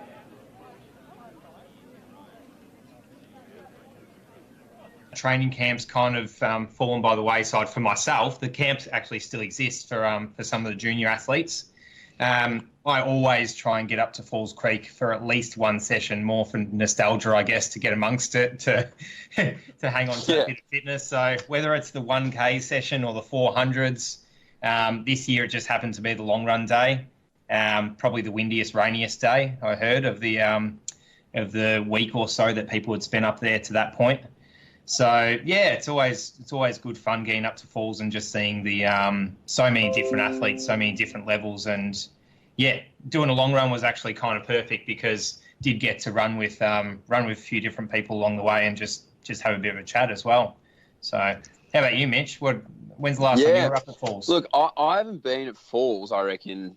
I'm trying to think now that you guys are talking about it. I reckon maybe 2017, 2018. And I sort of came late to Falls. So when I was a junior, my coach at the time wasn't a massive fan of sending young athletes up there. But he could also see that as you start to get to that, 17, 18-year-old age, naturally everybody's up there. There's a lot of great benefits in altitude training. So, we went up. Definitely was too immature to go up the first time I went up. Got pretty heavily invested in the planning of New Year's and things like that. So got good training out of it, but it wasn't maybe until I went off to college and came back for that break that year I got a lot out of it.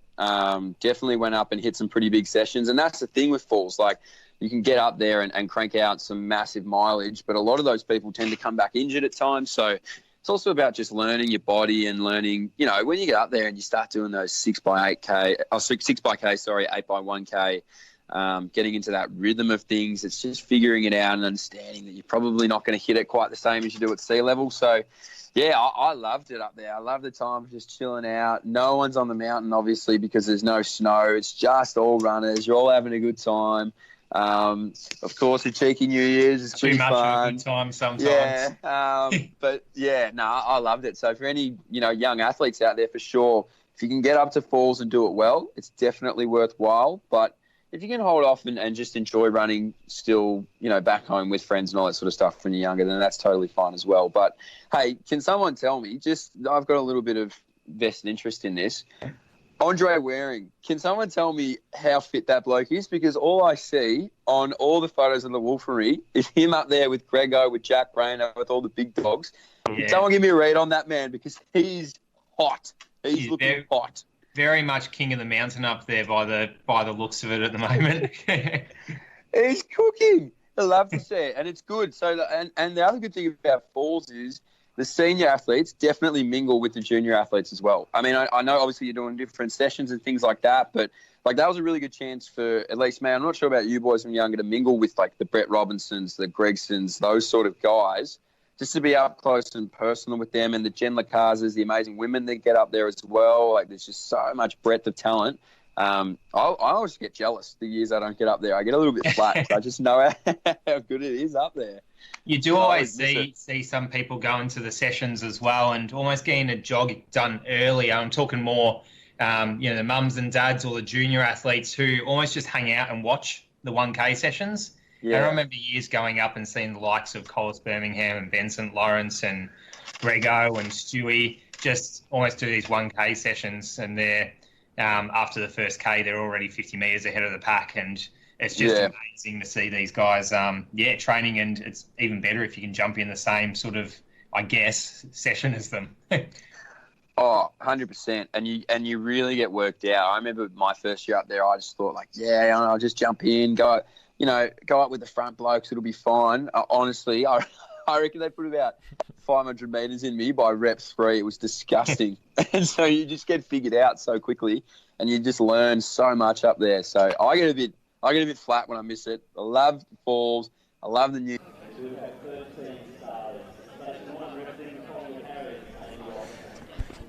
So here we are, ladies and gentlemen. We do have the women's A 1,500 metres on the line. We are actually running, I believe, just ahead of schedule or on time, so we're not quite used to that. So we apologise for being late jumping on, but with hip number 1 is A.B. Robinson. Number 2 is Alice Burgin. Number 3, Megan Dixon. Number 4, Bridget Humphrey. Number 5, Izzy Girardi. Number 6, Monique Goldsworthy. Number 7, Georgie Purcell. Number 8, Bernadette Williams.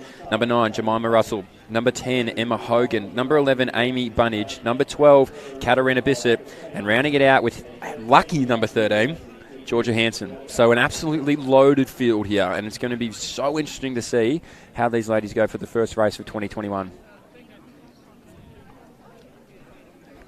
So we're probably expecting a bit of a race here tonight. A test of the wheels for a bunch of these athletes, maybe rather than a time trial.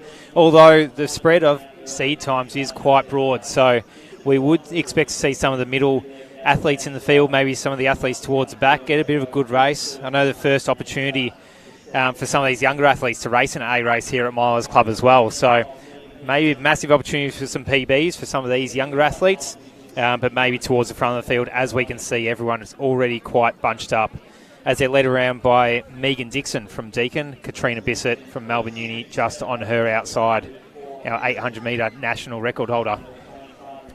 Yeah, and so the ladies are going to be beautifully bunched. They're looking extremely comfortable there. That's Alice Burgeon at Box Hill just at the back of the pack with Isabel Girardi. So they're nicely bunched from there, 51 through the first 300.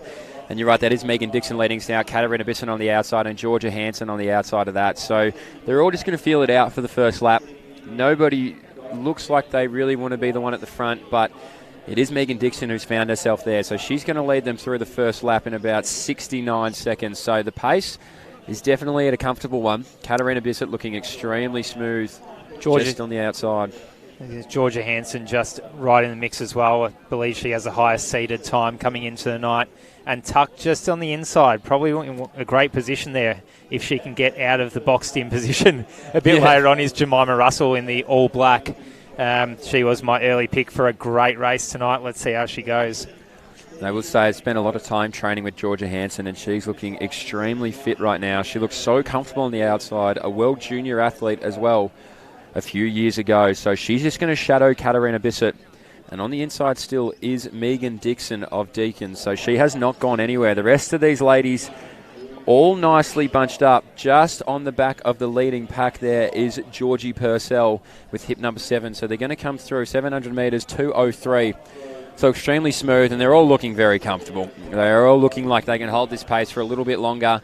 And we're going to see who's going to be the one to break it up. Izzy Girardi through now, so the rest of the field through. And as they start now to extend, Georgia Hansen creeping up quietly, 2:22 on the clock. So that is around or just under your 4:30 pace, about 4:25, which is the PB of only a handful of these athletes in the field, Georgia Hansen being one of them, Megan Dixon being another who's around that under 4:30 mark. Amy Bunnage just right up on their heels, sitting in third position, or up on the shoulder of Dixon, one of these younger athletes that I was talking about, getting an opportunity to race in the A race, although she has done a couple of times before. She still is one of the youngest in the field, still at high school. Here it comes now. Georgia Hansen, she has now broken up the field. There's a race of 3, about a 20-metre gap back to Katarina Bissett there, leading the other pack. But Georgia Hansen looking extremely smooth, going through the rhythm now as she starts to come up to the bell. You're absolutely right. Amy Bunnage, an athlete who sort of exploded in the Vic Milers Club last year, she's on her corner. So 3:15 at the bell. Let's see what they can go through with Megan Dixon, our early race leader. She's dropped about 5 metres off, but it's Bunnage now. She says, I've had enough. Georgia Hansen, you've had it too easy. Let me make it a race of it. So they're going to come with 300 metres to go, and Hansen's going to respond. She will not surrender the inside of the track. Bunnage, though, she's not going anywhere either. So now they start to work through. 2:50 to go, Mick, and it's Hansen leading, but Bunnage right on her outside. Absolutely. It's a race of 2. In third position, Megan Dixon. She is one of the athletes there I was going to keep an eye on tonight. She has been training hard up at Falls Creek. Still heading for a solid time tonight, but just fading from these other 2 athletes right now is Georgia Hansen. Her class is showing class and her race experience as she just edges away from Amy Bunnage from Mentone.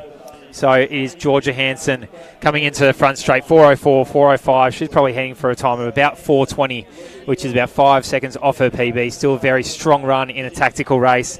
Amy Bunnage, massive finish from Amy Bunnage. Katrina Bissett finishing strongly behind them as well. So it will be a 4:19, 4:20 for the first two girls in Georgia. And Amy, Katrina Bissett in third position, about 4:25. Megan Dixon right there as well. Amy Robinson, Jemima Russell. Well, I'd love Bernadette to know where Williams. that's at, Amy Bunnage's PB, because I reckon she's come through in about 4:20 there. She had a big smile on her face when she crossed the line, and her PB listed was a 4:29, so that is huge. She has blown it out. That's of what the you call waters. breakthrough performance That from is a Amy Bunnage breakthrough. from Mentone. Fantastic racing. Huge, and strong finish as well from Katrina Bissett, coming in third position as well in the low 4:20s. Was sort of back in the field a little bit, but yeah, that strength that she's got just showed in the later stages. Big shout out to Alice Burgeon as well, who's been training extremely hard with Stephen Deneen. So I'm hoping that she's run a big PB because she really deserves it, as do all of these ladies. They all would have been putting in a lot of work over that off-season period, and hopefully they've all seen a reward for effort as they come off the track now. But it was Georgia Hansen. Well, she just executed her race plan perfectly. She was happy to sit around, and then when she knew she had the wheels, off she went. Yeah, she's one of those girls who has raced World Juniors before, and having that experience, domestically and internationally, is just massive for some of these girls. And here we go. As we probably see the biggest field of the evening. I might kick it off by trying to charge through this start list as well. So we have hip number 1, or lane 1, Grant Muir from Chilwell. Hip number 2, Matt Hussey from Western Athletics, the mighty Western Athletics. Nick Fiddler from Wendouree, Joshua Collins from St Kevin's, Doug Buckeridge from Box Hill, Lachlan Hurd from Casey Cardinia. We have Alex Gruen from Old Melburnians, Adam Pike, who is independent, Aidan Roberts from Essendon, William Garbelotto from Sandringham, Sam Williams from Melbourne Uni, Cody Shanahan from Western Athletics, Christopher Dale from Melbourne Uni, Lachlan Eno from Frankston, Jared Clifford, the winner of Meet 2 here at Milers Club in a time of 3:45? 44. 44 it was. Diamond Valley Athletics and a world para world record in his classification, Jared Clifford in last meet. He'll be one to watch tonight. And rounding out this field in hip number 16, Nicholas Baggett from Box Hill. Can I just say, fantastic to see Jared Clifford has the number 1 bib on from Athletics Victoria. That is such that's pretty awesome. Recognition for effort. He has consistently been a positive influence not only in athletics but in his community, and a sensational athlete in his own right. So hats off to UAV and Jared Clifford, who's going to light it up on the track, by the way. Yeah, recognition for a couple for some world records as well. Dual world champion. I mean, he's done it all. It looks like Liam Cashin might be our pacemaker on the outside as well. So the mighty Western A's. Yeah, we've got some representation in this race, that's for sure. Cody Shannon, as I said on the podcast, Mitch, it's a battle between Cody and Jared, who have been our 2 winners in the 1500 Milers Club meets so far. Oh boy. We DJ Hussdog. He's going to lead them out on the inside. DJ Hussey, the DJ of Falls Creek. Cashin gets across. So Cody Shanahan literally looking at the back of Liam Cashin's shoes saying, that's right where I want to be. And Jared Clifford says, nah, that's my spot, mate. Take it. And as you pointed out so beautifully last night, Adam Pike, he has a 3rd place to his name in an Open National Championship in an Olympic year. He is just going to sit there so comfortably, an extremely tough athlete. So it's going to be really interesting. It will be, and the 1500s have just been, there's 2 men's A1500s this season at the Milers Club have just been great races, and this looks like they're the athletes are already strung out. It looks like tonight's going to be a great time, not just a great race. So Clifford, Shanahan, Pike, Hussey are our top 4. Yeah, so Liam Cashin is leading it out beautifully. Right behind him there, Jared Clifford looking extremely comfortable. Cody Shanahan behind that. Pike, Hussey. Right behind them there is Sean Williams as well. So they're Sam beautifully Williams, strung out. Sorry, Sam Williams. Sorry, I'm looking at that extremely quickly. These boys are moving too fast. Cashin looking extremely comfortable. And Jared Clifford, always tough.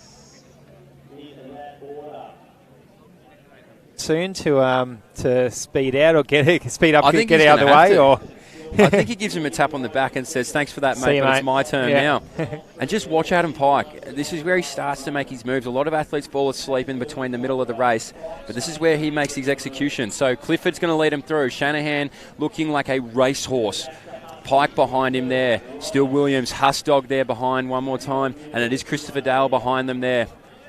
So they're nicely bunched as well. Aidan Roberts, I believe, as well in that secondary pack.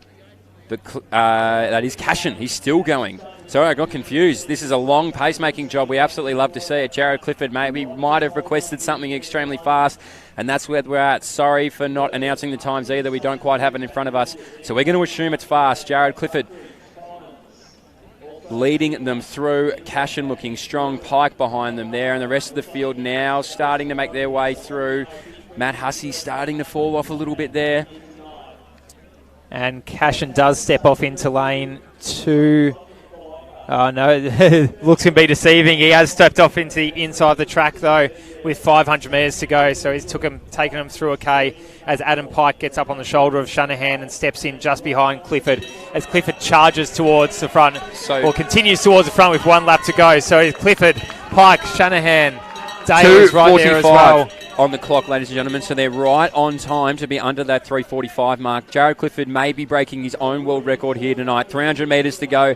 He is not looking around. He's come off the mountain of Perisher. He didn't go to Falls. He's doing it his own way, the way he's always done it. Cashin now, he says, don't go too far away. I'm coming right after you now. So Cashin starts to lope along. Shanahan. Shanahan. I'm so excited by Western A's. Jared Clifford, though, this is what he did in the last one. He said at 150 metres to go, catch me if you can. Cody now, he's going to start to peg him back. Adam Pike as well. He's starting to move through, but it is all Jared Clifford, and he is flying down the home straight here, ladies and gentlemen. I don't have the time in front of me, but he is absolutely moving. Shanahan can't quite get to him, neither can Pike. It's going to be Jared Clifford again, and here we go. Watch the clock. Jared Clifford. He's come through and taken another Vic Milers Club in what I'm sure is an extremely fast time. 44 low, so he may have broken his own world record there. We'll have to get confirmation, but sensational racing from honestly one of the toughest athletes in athletics. Congratulations, Jared Clifford. Well done to Adam Pike as well, coming through hot. Cody Shanahan gave it everything as well, as did the rest of the field. That was a hot men's 1500 A race.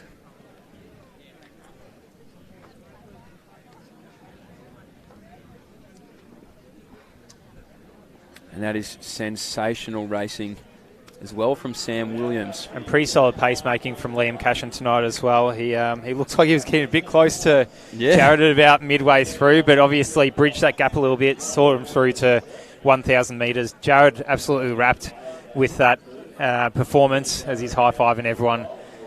Cody Shanahan always strong here at Milers Club this season, the last couple as well. And yeah, as we mentioned, Adam Pike, he's always... it's always going to be hard to beat him when he's on the track, especially here at Milers Club. He's had so many good races over the years. Yeah, absolutely. And he's just known for his speed as well, Adam Pike. So if you can put a little bit of distance into him, you give yourself a chance. But Jared Clifford also must be working on his wheels because that was sensational. So we now focus our attention after 2 elite women and men's 1500s. We go to another elite women's 1500 in the women's B race with hip number 1, Bridget Brammer. Number 2, Kelsey Vickery. Number 3, Chloe Richardson. Number 4, Caitlin Egan. Apologies. Number 5, Sophie Coltish. Number 6, Daisy Sudholes. Number 7, Sarah Howe. Number 8, Sophie Westcott. And number 9, Bridie Hill. Number 10, Eliza Lepere. Number 11, Abigail Thomas. I thought that was it. Number 12, Rebecca Waters. Number 13, Nicolette Lesberg. Number 14, Chiara Flavel. Number 15, Freya Dess. Number 16, I'm very sorry, I'm not sure how to pronounce the first name. That's Neve. Neve, thank you so much. Neve Tabbitt and number 17, Vanessa Wilson. So a loaded field. I didn't know either until I asked one day. Oh, yeah, thank you for that. I would have butchered it and it would have been extremely embarrassing. Nah, now you know forever.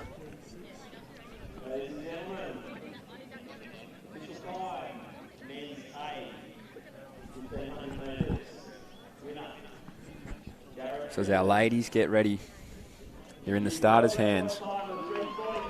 And there we have it, ladies and gentlemen. Officially, Jared Clifford has re-broken his world record. Only a few weeks after setting it sensational efforts, and he just consistently proves you can do anything you put your mind to. That is a classification record for Jared Clifford, the two-time world champion. It's not every day you get to see a world record. So a massive congratulations to you, Jared Clifford.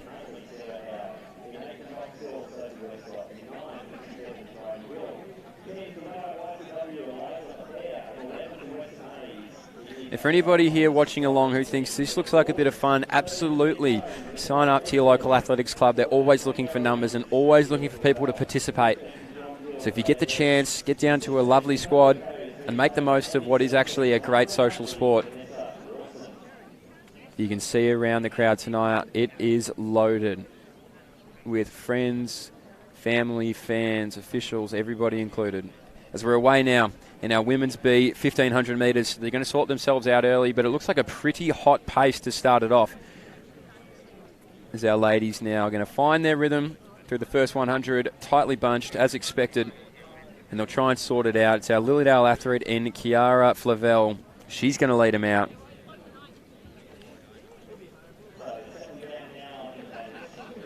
And so there's not a lot of pushing and shoving, which is good to see. You don't really want to see anybody fall over or take a tumble in these races, but it does happen, particularly when they're as bunched up as this. We have ladies now out in lane 4. So everybody jostling for a forward position. No one happy to settle towards the rear. And it's still Kiara Flavel. She is leading from Sophie Coltish. Right next to them there is Bridie Hill and Katie Egan on the inside. So they're going to come through in 54 seconds through the first 300. So they're moving quite nicely. On the outside now from Glen Huntley will be Sophie Howe. And she might be able to make her way around. She's running very wide on the bend, so hopefully she can tuck in there. But our early race leader still has it. 72 seconds.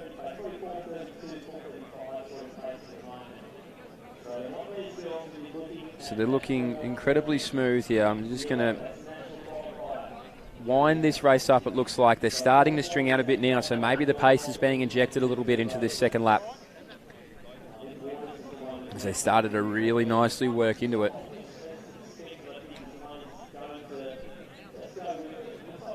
And out the front, I believe, is still Sarah Howe. And I may have that wrong, so we'll wait for them to come around so we can get a look at the numbers. Katie Egan there in third place on the outside. She's looking extremely comfortable. And Kiara Flavel, who is our early race leader, she's now tucked into the inside. So I was incorrect. It's Rebecca Waters leading us out. Sophie Coltish, she's been around the front for the entirety of the race. She's still sitting there on the outside. And now Daisy Sudholz is starting to make a move. Back from there is actually our Box Hill athlete and Sophie Westcott. And we've had a fall there, unfortunately, and that is from our hip number 5, Sophie Coltish, but she's straight back up. And hopefully she can pin herself back onto the pack. But Rebecca Waters, she is still leading it out. Nobody looking to really take over from her. Everyone looking pretty comfortable. So they've gone through in about 2:28. So the ladies are starting to get after it. Katie Egan, she's in third place there. She's looking strong, so if she can just get on the shoulders, she might be able to make her presence felt, and that's exactly what she's doing now. So our early race leader, Kiara Flavel, has not gone anywhere, and she may take over again. So she's going to keep that pace consistent. 100, that's a lie. We have about 550 metres to go. I'm too excited. Rebecca Waters, still got it. Katie Egan. And in the sandwich between there is Kiara Flavel. So they have made some room. Sophie Westcott from Box Hill, she may be able to pull this secondary pack through. And right behind them there as well is Vanessa Wilson of Glen Huntley. So now she starts to get up onto the shoulder of Sophie Wilson, and she says, I don't want the shoulder, I want to get on the front pack. So we've got a lap to go, 3:22, and is our early race leader in Kiara Flavel. She's going to lead them through. Rebecca Waters, Katie Egan, and Vanessa Wilson, she has come from behind the secondary pack, and she's going to pick up Katie Egan with 300 metres to go. So just watch out for her. She might have a little bit of something with 300 metres to go. The track is moving, and the one moving quickest on it is Kiara Flavel. So our Lilydale Yarra Rangers athlete, 250 metres to go. She has maybe broken this tether. She's starting to snap it. Katie Egan, I said she might get overtaken, but she's held on there in third place. And the sandwich in between them there, Rebecca Waters, who did a lot of work early. So they've gone through in about 4 minutes with 200 metres to go. Kiara Flavel, Yarra Rangers, she is now about 15 metres in front of the rest of the pack. And it doesn't look like anybody's going to get near her. So 4:50 is her best time, or her seeded time. So Kiara Flavel, 100 metres to go, 4:20 on the clock. She's going to blow that seeded time and potential PB out of the waters. She's looking for a time in that 4:30s mark. So Kiara Flavel, she's going to come down to the wire. 4:33, 4:34, so that's 16 seconds faster than her seeded time. Phenomenal effort. Rebecca Waters now on the outside there, who's come out of the clouds, was Daisy Sudholt. She did a lot of work early. Katie Egan through now. Not only that, but we see Abigail Thomas, Sophie Westcott come through. Our next Glen Huntley athlete coming through, and around the 4:50 mark is Sarah Howe, as our rest of our ladies now come through the finish line. So fantastic racing. Sophie Coltish now. And to round it out, Freya Dess. So fantastic racing from our ladies there in the B 1500. But Kiara Flavel, seeded in this race at number 13, and she's come out and claimed the victory in the B Women's 1500. Fantastic to see such a big PB. 16 seconds, that is about the length of the home straight. To keep that in mind for those watching at home. So phenomenal racing. Extreme talent on display from our ladies here tonight.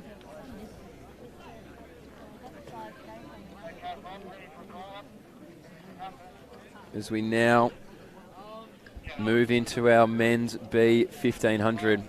Take us through that one there, Mick. So we have 17 starters in lane 1 or hip 1. We have Alistair Christie from Doncaster. Hip 2, Seth O'Donnell from Knox. Hip 3, Sam Bunnage, the brother of our early second place athlete in Amy Bunnage in the women's A 1500. He's from Mentone. In hip 4, Luca DeConza from St Kevin's. Hip number 5, Josh Maisie, independent. Number 6, Xavier Smith from St Stephen's. From St Stephen's as well, Toby O'Brien, his hip number 7. Hip number 8 is Jai Hadfield from Knox. Number 9, Tom McFarlane from Glen Huntley. Number 10, Jacob Bell from Keilor St Bernard's. Number 11 is Dean Neofatu from Diamond Valley. Number 12 is Angus Dalton from Old Zavarians. Number 13 is Ethan McMinimy from Western Athletics. Number 14, Thomas Diamond from Box Hill. 15, Kaylin Goldsmith from Mornington Peninsula. Number 16 is Daniel Kelly, independent. Actually, Run Crew. He's got the Run Crew singled on, the club from New South Wales in Daniel Kelly. And 17 is Jesse Dunsmore from Frankston. Plenty of familiar names in this men's B race. Could very well be the men's A race on any other given night. This will be an exciting one with PBs sure to come.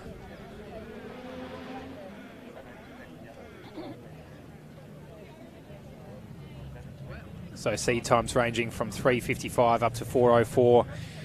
Should spread the athletes out only over about 50 metres by the end of the race. If they all hit their seed times or hit PBs tonight, it will be great to see who hits the front early on. Kaylin Goldsmith from Mornington Peninsula on the outside in the orange singlet is one to watch with the highest seed time.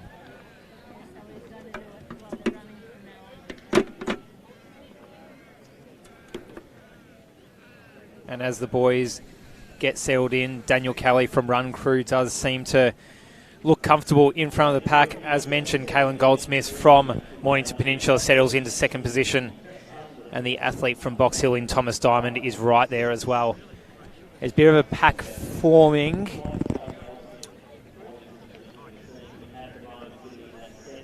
They're pretty well bunched. I know it looks a little bit spread out, but it actually is quite packed up. Jesse Dunsmore at the back there, he'd be no more than a second from the lead. So our Sydney sider in Daniel Kelly, he's going to lead him through. About 46 through the 300. So the pace is definitely on. Danny Offertu there as well. He has some serious wheels when he's got them on him. He does. Long-time training partner of Jared Clifford as well through Little Athletics days. He he's got many races, plenty of experience under his belt. Dean Neofatu is sitting in about 6th or 7th position right now. Angus Dalton from Old Zavarians in the black and red uniform right on the shoulder of Kaylin Goldsmith. We also have Luca DeConza of St Kevin's on the inside. He's in lane 1. sitting in about 5th position now. Xavier Smith. We know Xavier Smith's name if you're familiar with the APS athletic system. He's won many races for Wesley College over the years. He was always hard to beat as a high school runner, and he hasn't gone anywhere. He'll be one hard to beat tonight. Daniel Kelly, he's looking so comfortable. He's just, his technique just flows. And here we go. Dean the offer to now. He's going to move around the outside. And right next to him there is Alistair Christie. So now this race starts to heat up. There's a little bit of pressure being applied now at the front. We're going to see if Daniel Kelly can hold on. He doesn't seem too phased. Thomas Diamond right behind him there. And these boys now, they're going to start to move around. So they've gone through in about 2:06, 2:07 on the clock. So the pace is definitely on. And there we go. Thomas Diamond now. He's going to take it. And as you mentioned, here comes Xavier. Absolutely. Luca DeConza from St. Kevin's. He's in lane 1. He's just gone strength to strength over the years as well, competing for St. Kevin's in the APS system. Alistair Christie on his shoulder, though. The athlete from Doncaster goes up on the shoulder of Daniel Kelly as well from Run Crew. But Thomas Diamond, he's just bridged the gap on the rest of the field as everyone starts to string out heading into this final lap. Xavier Smith, as we said, we can never discount him from a huge performance. They are our top few athletes to watch going into this last lap. And Thomas Diamond, he's looking incredibly smooth. He's going to go through at 2:51 on the clock.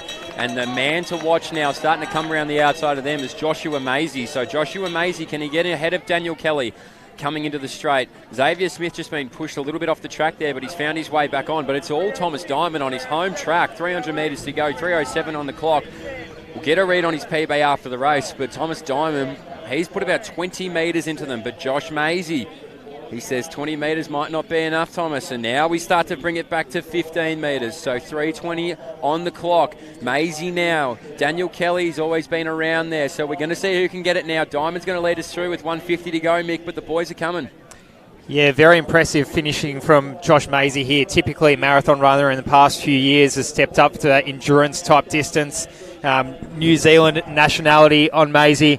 There's Thomas Diamond, who is charging away from the pack. Daniel Kelly making a last-minute charge. He has made the trip down from New South Wales worth it. But Thomas Diamond, he's taken the win. Gutsy from the middle of the race. Woo! And he's shown his class. In 3rd position, Alistair Christie, followed by Josh Maisie for the top few in that race. And the bunch, I think everyone did finish within 50 metres or so, as we mentioned earlier. PBs ranging about 10 seconds from 3:55 through to 4:04, and heap of PBs probably. Heaps of PBs. Couldn't tell individually, but most of these athletes under around that 4:02 mark. I'm trying to find Thomas Diamond. So Thomas Diamond, 3:57 seed time going into this race. Massive performance. 3:51. That is a huge performance. He might find himself in the A race for the next meet, I dare say. So. He's one of those boys that's going to relish the opportunity of a fast pace, I believe. He spent a bit of time up at Falls Creek. Can I just say how the hairstyle's getting around? Who is this man? Seth O'Donnell. Hats off to you, Seth. That is unreal. You've made my night. Seth, you are the man. King Seth. King of Box Hill, Seth O'Donnell. I don't know if anyone sees Seth right now. All bow down to King Mick Seth. Masseni's house back in Western. That is phenomenal. That is unreal. We didn't pick that up at all mid-race. No. That is such an impressive haircut. So women's C race on the track now. 18 athletes to read out in a very quick fashion. Here we go. Number 1, we have Alice Stiles of Geelong Guild. Then Alice Rovac from Western Athletics. Stephanie Mundy from Wendouree. Feek Vanderkamp from Diamond Valley. Orla Shackcloth from Sandringham. Tanasha Satosh from Glen Huntley. Rosie Linus from... I'll have to get back to you on that one, where Rosie Linus is from. I will find out. Rachel Waters of Deakin. Sophie McMinimy of Western Athletics. Nissa Males from Williamstown. Matilda Strugnall from Sandringham. Imogen Backer from Mornings Peninsula. Ruby Ma from Box Hill. Abby Goldsworthy from Williamstown. Louisa Lazar from Sandringham. Noah Sarup, independent. I believe she's from the Mentone area. Janae On your mark. from Western Athletics. and Michaela Young from Collingwood. Plenty of familiar names from my days at Little Afs here, all coming back and all still in the sport. Probably only slightly older, but there's going to be plenty of athletes to watch out in this one. Yeah, absolutely. And this is a lot of depth in here. I'd love to know what the spread of times is, because I think a lot of these ladies should be floating around a similar time. So, and at risk of offending anyone as well, sort of looks like almost all the athletes would be between the age of, say, 12 and 16. It's it's almost like a junior championship in this C race at the Milers Club. So good to see so many young women out here competing and racing, and they're all just so bunched up. No one wants to really be at the front by the looks, but there's a lot of heads on a swivel saying, hey, you coming by? No? Beautiful. So we're going to sit there, and it is Rosie Linus who's going to lead us through 55 seconds through the first 300. On her outside there is our Sandringham athlete, and that is Matilda Strugnell. So she's on the outside, and we have a few running wide on lane 2. So these ladies are beautifully bunched. I don't think any of them are in any sort of rush to get to the lead. We're going to lead it through in about 1:15, 1:16 on the clock. So nice and comfortable. And they're all looking extremely strong. I mean, there would only be about a second and a half in it. And I'll tell you what, Rosie Linus, I've done my bit of research, and that CNT would be from Canterbury, as her top clearly says, yes. But not an Athletics Victoria affiliated club. So here's my... Canterbury Girls School. Yeah, I stand corrected, but I don't believe it's Athletics Victoria affiliated, but it has got the abbreviation there. So no, I don't. I've done my best. You've done all that you can. All that can be expected of you, as these ladies still do not break the line. None of them are moving. I mean, they just seem to be very content. That is a thick pack we've got going on there. Maybe Matilda Strugnell will come to the lead, but doesn't appear that way. They all look extremely comfortable. A lot of these girls doing a lot of extra work being out wide. And just looking at the seed times as well, 4:52 through to 4:59. So they're all sub 5 minute girls, which is unreal standard for running. And only 8 seconds separates them. Even closer tight pack from compared to the men's race that we just saw. So no wonder they're all in a tight bunch here. We see Ella Vrovac, the athlete from Western Athletics, just tucked in on the inside. She's in about 4th position. From Glen Huntly, Tanasha Santosh is in the pale blue singlet, just on the outside in 3rd position, I would say. Abby Goldsworthy from Williamstown makes her way around just into that front pack there, probably into 3rd position, just behind Matilda Strugnell. Yeah, so now they're starting to string out a little bit towards the front, Mick, but it's still just... I mean, we could have a girl come right from the back and come and claim this one. This is going to be an exciting last 450 metres. Absolutely. We haven't even mentioned Rachel McMinimy yet. She's the athlete from the mighty Western Athletics who has made her way into 3rd position there, just settling in lane 1, just on the heels of Matilda Strugnell, who has done all the work to this point.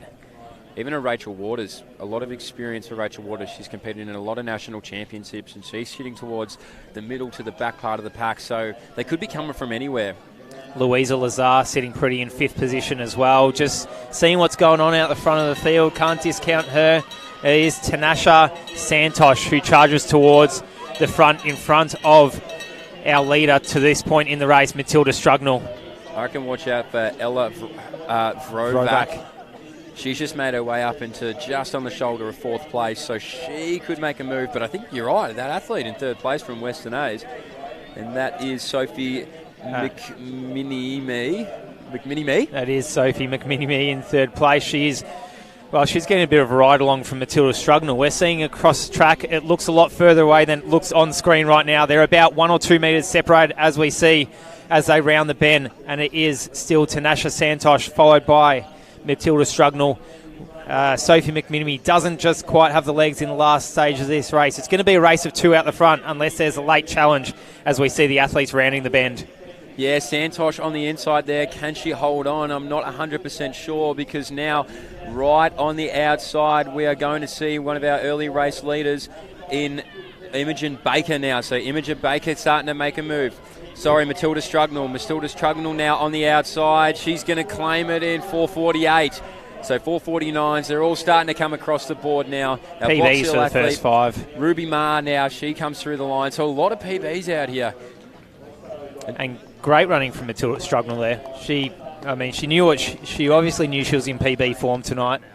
She made a charge early. She made the pace honest. Got taken. It was almost like the race got away from her for a little bit there, but trusted herself and had that sprint finish to get the win. Yeah, absolutely. She knew where she had to keep her pace. It didn't really matter where she was in the race so far as how many people were in front of her or behind her. She knew exactly what she had to do, and looks like she executed, so she'd be stoked with that. And Tanasha Santosh as well, very smart racing as well. Ended up just getting nabbed on the line, but sat in that smart position for the bulk of the race just behind Matilda Strugnell there. Absolutely.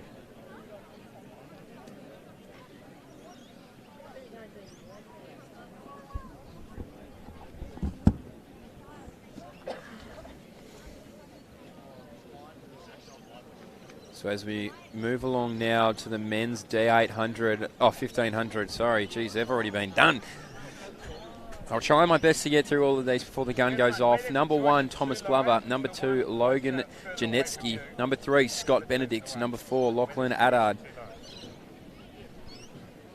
Oh, sorry. On the wrong one here. Number 1, Lewis Commons. Number 2, Aidan Dew Boyson. Number 3, Geordie Hoare. Number 4, Bradley Hall. Number 5, Luke Sin. Number 6, Alistair Strutt. Number 7, Finian Russell. Number 8, Harry Bowen. Number 9, Samuel Quirk. Number 10, Zach Norton.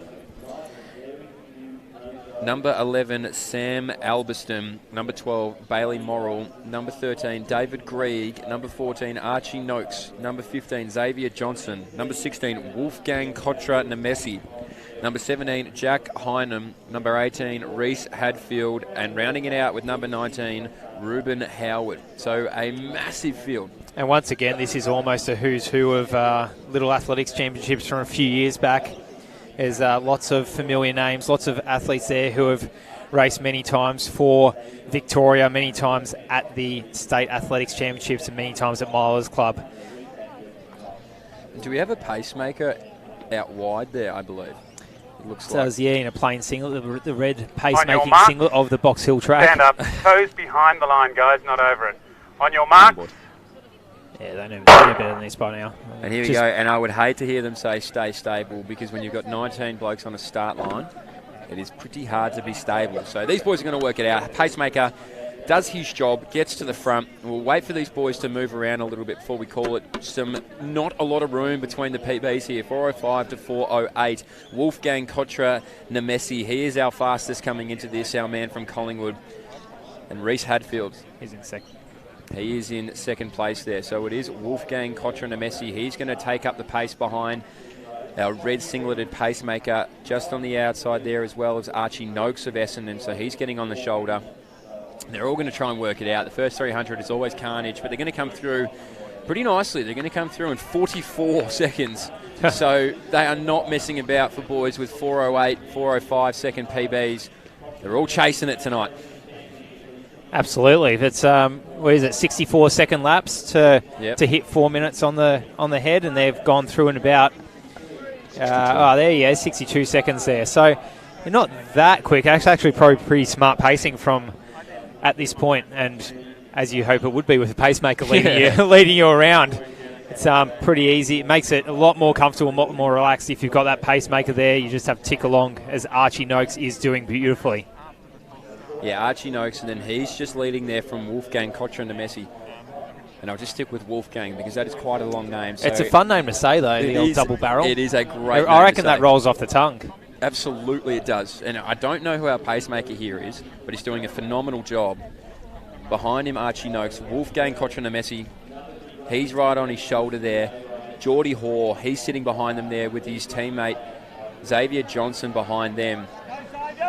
Right behind there is Ruben Howard. Reese Hadfield. Coming through now is Aidan Boyson. So a lot of these boys, now it's strung out. So the pacemaker's done his job. Archie Noakes the only one who really wants to take him up on it, and he's gone through in 2:06. So really, he's right on time. He's done a phenomenal job. Wolfgang there still in second place.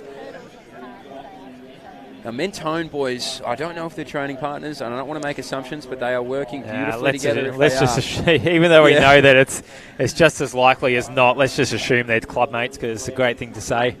stable mates from the Mentone Athletics track.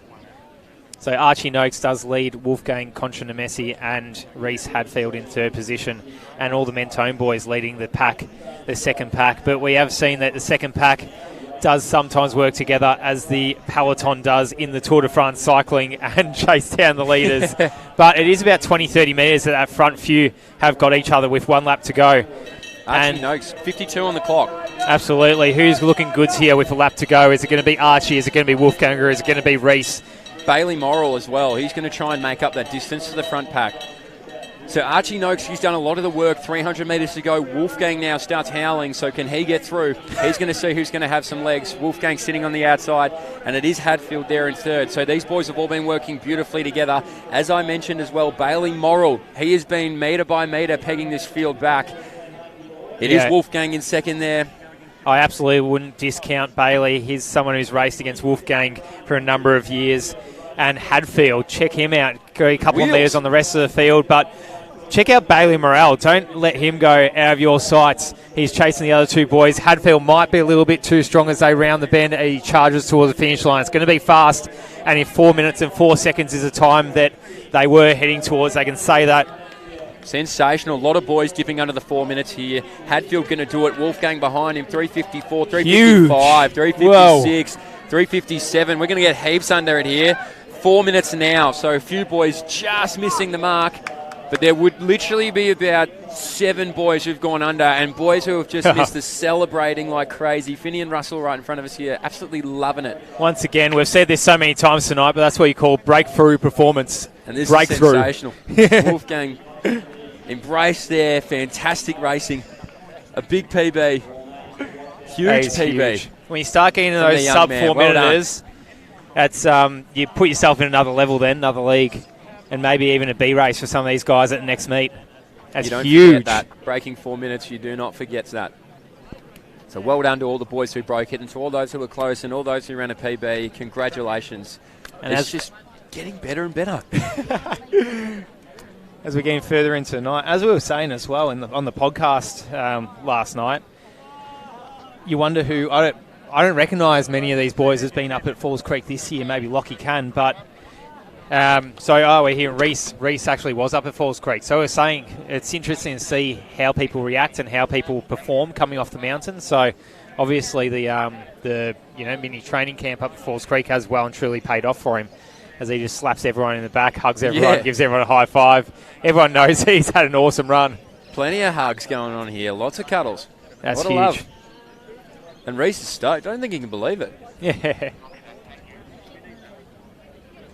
He cannot believe what he's just done. He has blown his PB out of the water as well. He's run about a 3. What do we have on there? I think it was a 4:04, 4:05 for Reese. He's done about 10 seconds. 10 seconds or so. It's unreal. Hey, now this was the race I was trying to say earlier. I'll let you do it this time. Oh, thanks. Okay, going from lane 1 to 18, or hip number 1 to 18. We have Thomas Glover of Western Athletics, Logan Janetsky of Glen Huntly, Scott Benedict of, that would be Ringwood, Lachlan Addard of Essendon, Keith Scott from Box Hill, from Ballarat, Isaac Biblay from Box Hill, the hometown hero, Archie, and YouTube sensation, I believe, Archie Coldo from Wendouree, Fred Leeton from Old Scotch. We have Tristan Price, Independent, Taj Davies, Mornington, Michael Moore, not the film producer Michael Moore, the Athletics Michael Moore, Glenn Huntley, Mitchell Waring from South Melbourne, Joshua McLeod, Box Hill, Tom Morris, Sandringham from the Seaside Track Club. Shout out to Tommy Watson if you're watching. And hip number 15, Ross Thomas, Box Hill, Chris Rancy from Diamond Valley is next, Archie Lawrence from Deakin, and rounding out the field, Liam Morgan from Western Athletics. Thanks, gentlemen. On your marks. So we are away. So much pushing and shoving off the line. Come on, boys. Can't we all be friends? Now you got to find your spot, so here we go. but seriously. Seriously, you do have to find your spot. We can't be friends. Yeah, no, I hate everyone on the line. But running is such a friendly sport. Yeah. Until you actually get on the track. Yeah, once you're after it. Such good people in athletics until you start racing. But on the track? No. Yeah. Marathoners are always so nice when they're racing. I always Yeah. have a chat. there's time to have a chat in a marathon. Not There's in no a time, yeah. not in a 1500 that lasts for 3 minutes and 50 seconds, as some of these boys would be hoping. Not with these boys moving around.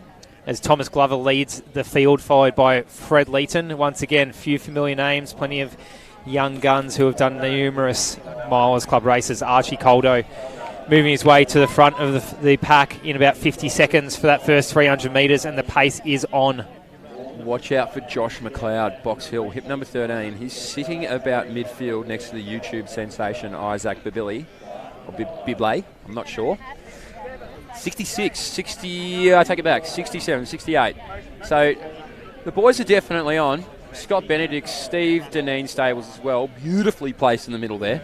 So these boys, they're gonna put some work through. Our Winderee athlete, he's going to lead them out, and he's looking incredibly smooth in Archie Caldo. So we would expect these guys to be spread out a little bit more as well. We were bragging or going on about the closeness, not bragging, it's nothing really brag about, I guess. We were going on about the closeness of the fields and how quite closely knit the PBs were in the other races. But they're about 15 seconds from first seeded time to the 18th seeded time in this one. So no wonder that the field is starting to string out as we see Archie Lawrence from Deakin taking the lead, 2 laps to go.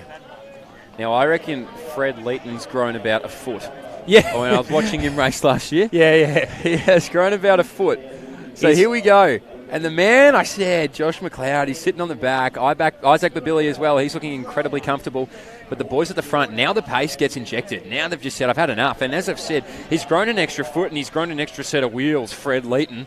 He's one of those athletes you've been following since primary school. He's always been a gun, been in the medals at state championships, representing Victoria.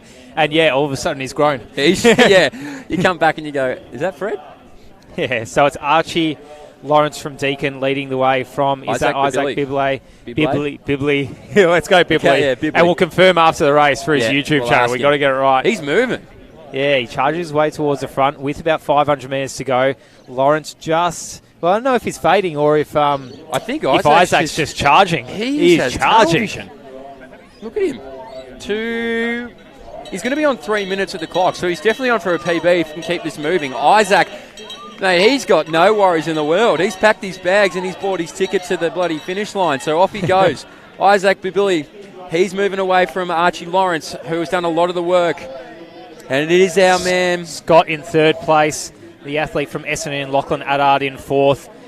And from Glen Huntley, Michael Moore, not the film producer, the athletics, Michael Moore in fifth position. We can but see check out Isaac. Right now, it looks Isaac a lot closer Babili, on the screen, but he is about 30 or 40 metres away from second place in Lawrence and the rest of them as the field is well and truly strung out. Well, if you look up the Hurt Locker, you're going to see a picture of Isaac Babili. He is hurting, but he is gritting his teeth. 4:10 was his seeded time. He is charging. It's a 3:45 right now, and he is going to well and truly get under that PB, or that seed time of 4:10 that he's put down as his stablemate in Scott charges towards the finish as well. Trying to catch him. Is Isaac going to hang on? The lactic acid builds. He's charging towards the finish line in a great time, 4:03, 4:04 for the boys. Fantastic racing from the fellas. 2 training partners there, Josh McLeod, Isaac Babili. There's a thumbs up. Look at him. He's a good man. Fantastic racing. Isaac is extremely good for the running community. He's always trying to spread it, and they're stoked there, the boys. That is a great PB from the fellas. Hey, we might get a bit famous off this, Mitch. Yeah. This video he might put up straight to YouTube, and we'll be the commentators. Hey, how cool you guys are watching. Mitch Dyer, Mick Masseni. We will take sponsorships and money. Just ride on the coattails of young Isaac. Fantastic race. And that was just grit and grind. That was the Memphis Grizzlies of 2008. Just grit and grind. Specific NBA knowledge. Yeah, that's why if people you know tune the in. NBA. That is Zach Randolph in the paint. Well done. Isaac Babili. It looked like he was going to get done there. Josh McLeod was absolutely motoring home the last 120. Maybe a little bit of training partner pride on the line, and Isaac's got it here.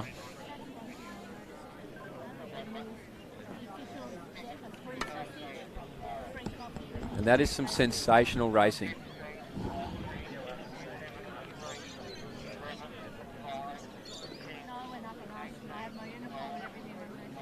So once again, if you're just joining us, a massive thank you to every single person who makes meets like this possible. They don't just happen, it comes from the ground up. So thank you to every single person who's volunteered their time and their efforts to come out here and make this meet what it is. Also to all the parents who have driven everybody out here, family, friends, whoever you are. What a beautiful night to be at the Box Hill Athletics track. Not that there's ever a bad night. As we focus our attention now on the women's D1500, and I'll read them out here.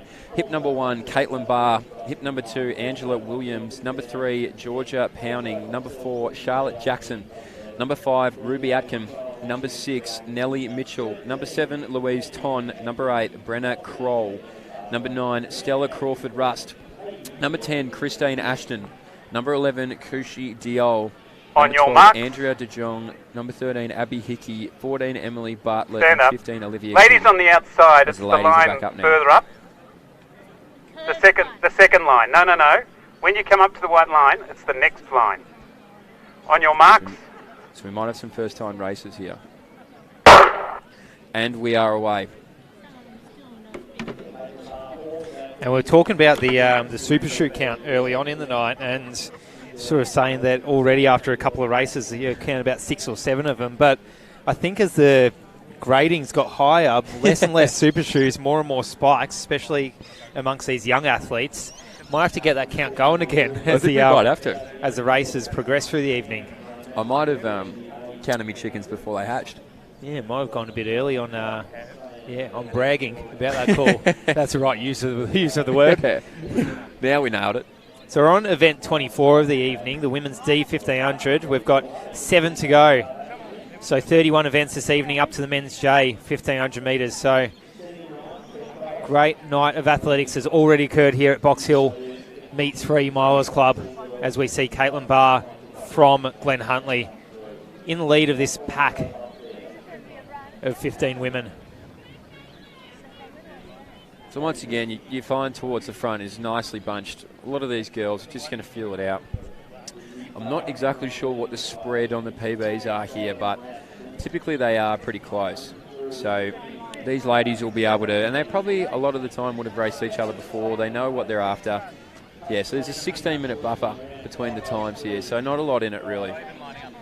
A bit more than what we've had in other races, but still really not that much. So Louise Ton now comes around the outside to go towards the lead, as well as Charlotte Jackson. But on the inside, it is Caitlin Barr and also Andrea De Jong.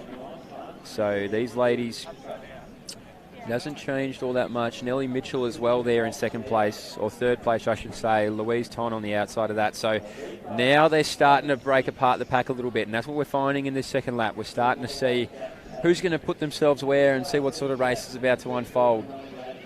Definitely. It almost seems like there's an upper pack now and then another pack, pretty much of training partners. How's all the Box Hill athletes just in that little hub there?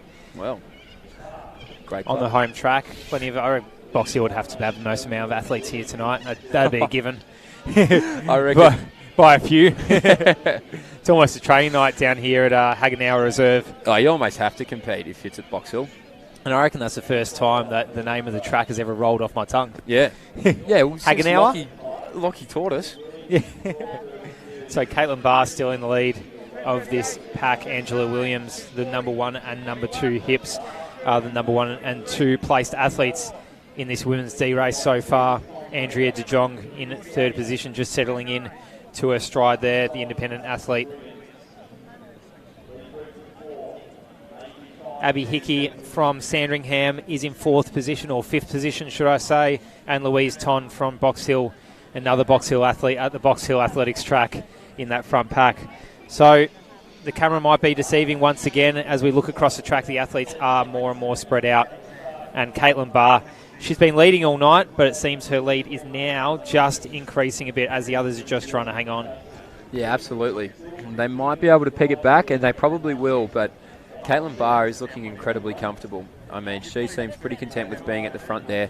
Watch out for Louise Ton on the outside. She's been towards the front for the entirety of the race, but now she's starting to move through a little bit. She might be able to make a cheeky move at the bell. So 3:39 at the bell, and as I've said that, Caitlin Barr, she has about 15 metres on Louise Ton. Behind her, Angela Williams, I apologise for that.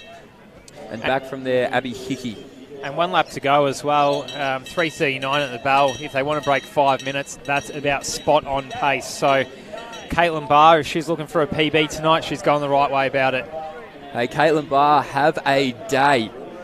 You have put 20 metres into the field right now, so Caitlin Barr, 2:50 to go. She's looking incredibly comfortable. Louise Ton leading that secondary pack there. We'll see if some of the girls can start to move through. 200 to go. The race is far from over, but it is Caitlin Barr who has commanded it for the entirety of the race. We'll see if she can go almost gun to tape. So we got 1:50 to go, and the girls start to make some moves behind her there. But Caitlin Barr, she has about 30 metres on the rest of the field coming into the straight, and if she does want to break the 5-minute mark, she's still just on pace for that. She is on pace. Caitlin Barr, 20 seconds for that last 100 metres she needs. She's charging towards the finish line. And 50 here comes metres the to go field. in about 11 or 12 seconds. She'll run about a 4:57 here and collect a few seconds of PB. 4:56. Just off my prediction. 4:58, 4:59. These girls are just going to handful miss of the PBs. 5-minute mark. But unreal racing from the ladies here. Caitlin Barr, a dominating performance in the end. And once again, I think a fair few of these athletes would have collected PBs and should be extremely happy with their times tonight. Absolutely. Especially considering maybe first race, well, definitely first race after Christmas and a holiday break, but also could potentially be the first race of the season for a few of them as well.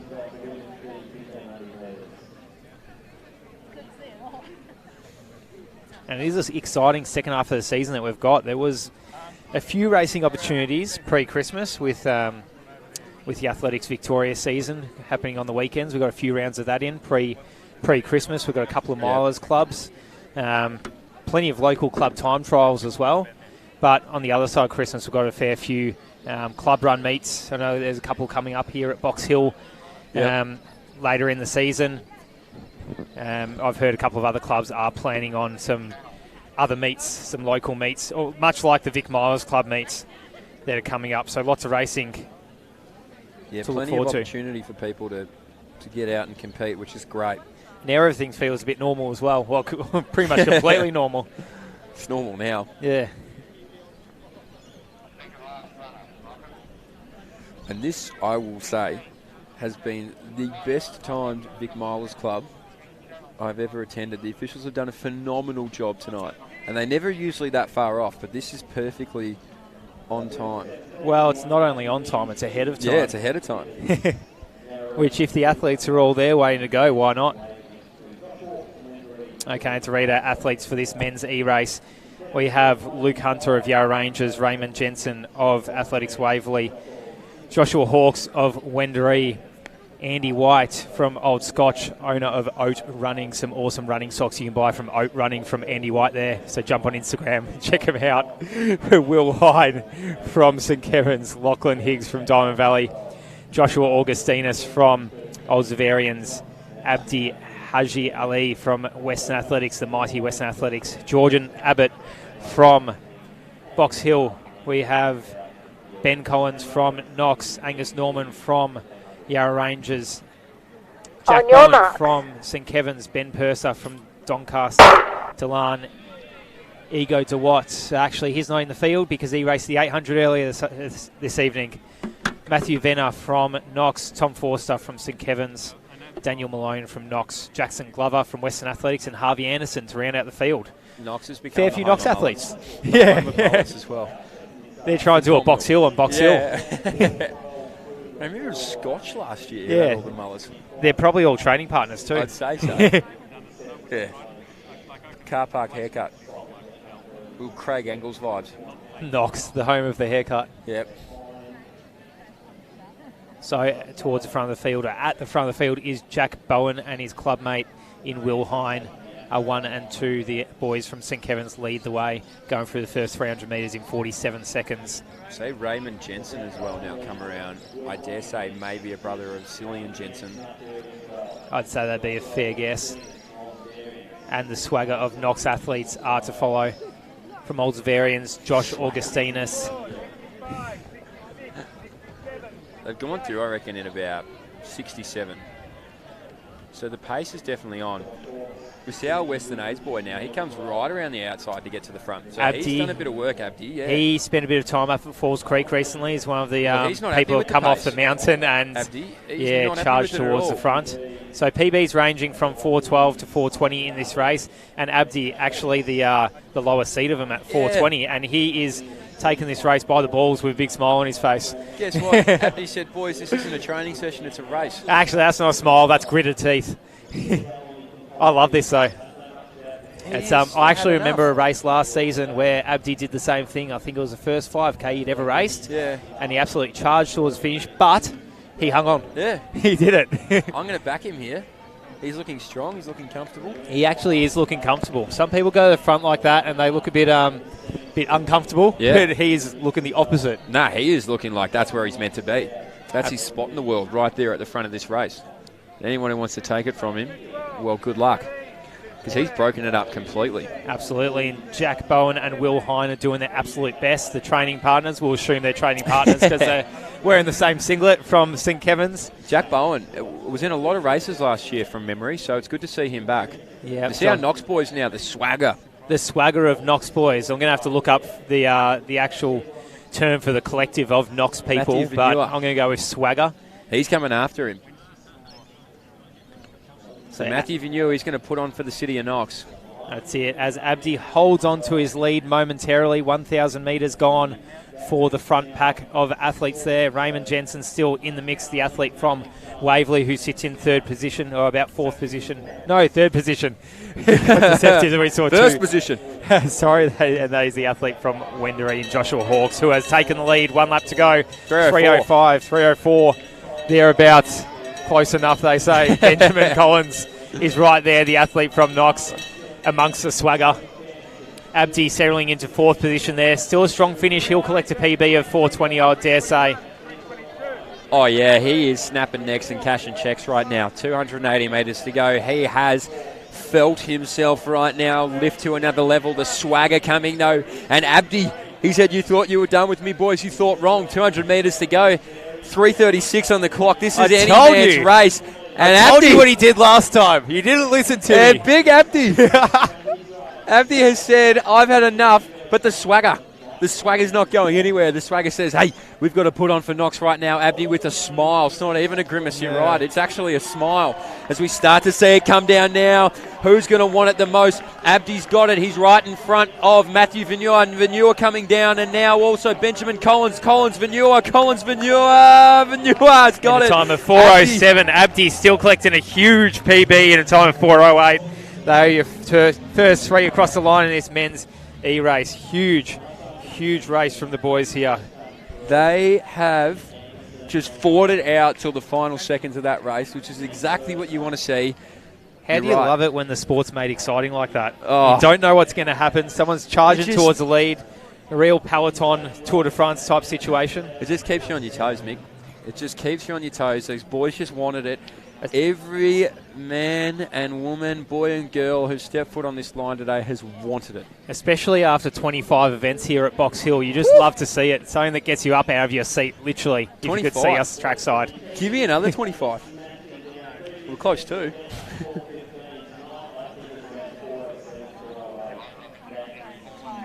Big thanks to Tim Cosby as well. Does a phenomenal job on the microphone here at the track. And pretty much organising. Yep, and everywhere. all the seat times and entries, etc. So he does a lot. Tim Crosby does a thing or two for Victorian athletics, you would say. Yes, absolutely he does. He's an extremely well-known name. And the Victorian Milers Club committee, of course, as well. Their volunteer run. A plethora of good boys. And we've seen a bit of a break on the track as we shoot to a few crowd shots as the next group gets ready. That will be the men's F, but as we were saying it, we're the officials are so efficient that we're about 4 or 5 minutes ahead of time, so they might just be waiting a couple as everyone just gets sorted. Well, I'm certainly not complaining.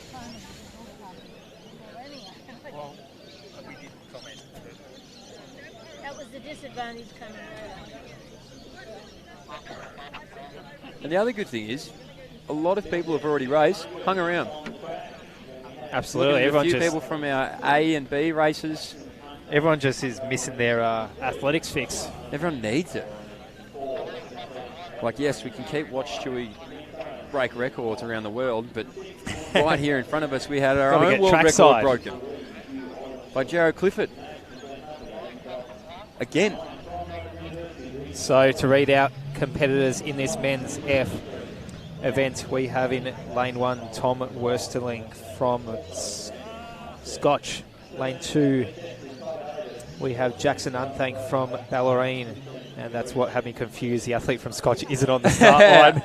I was reading the abbreviation, looking at the singlet, and thought that's not a Scotch singlet. We might have our and these two athletes have the same last name. So we have Jackson and Joshua Unthank from Ballerine in the first 2 positions there, followed by Brad Ganley from Western Athletics.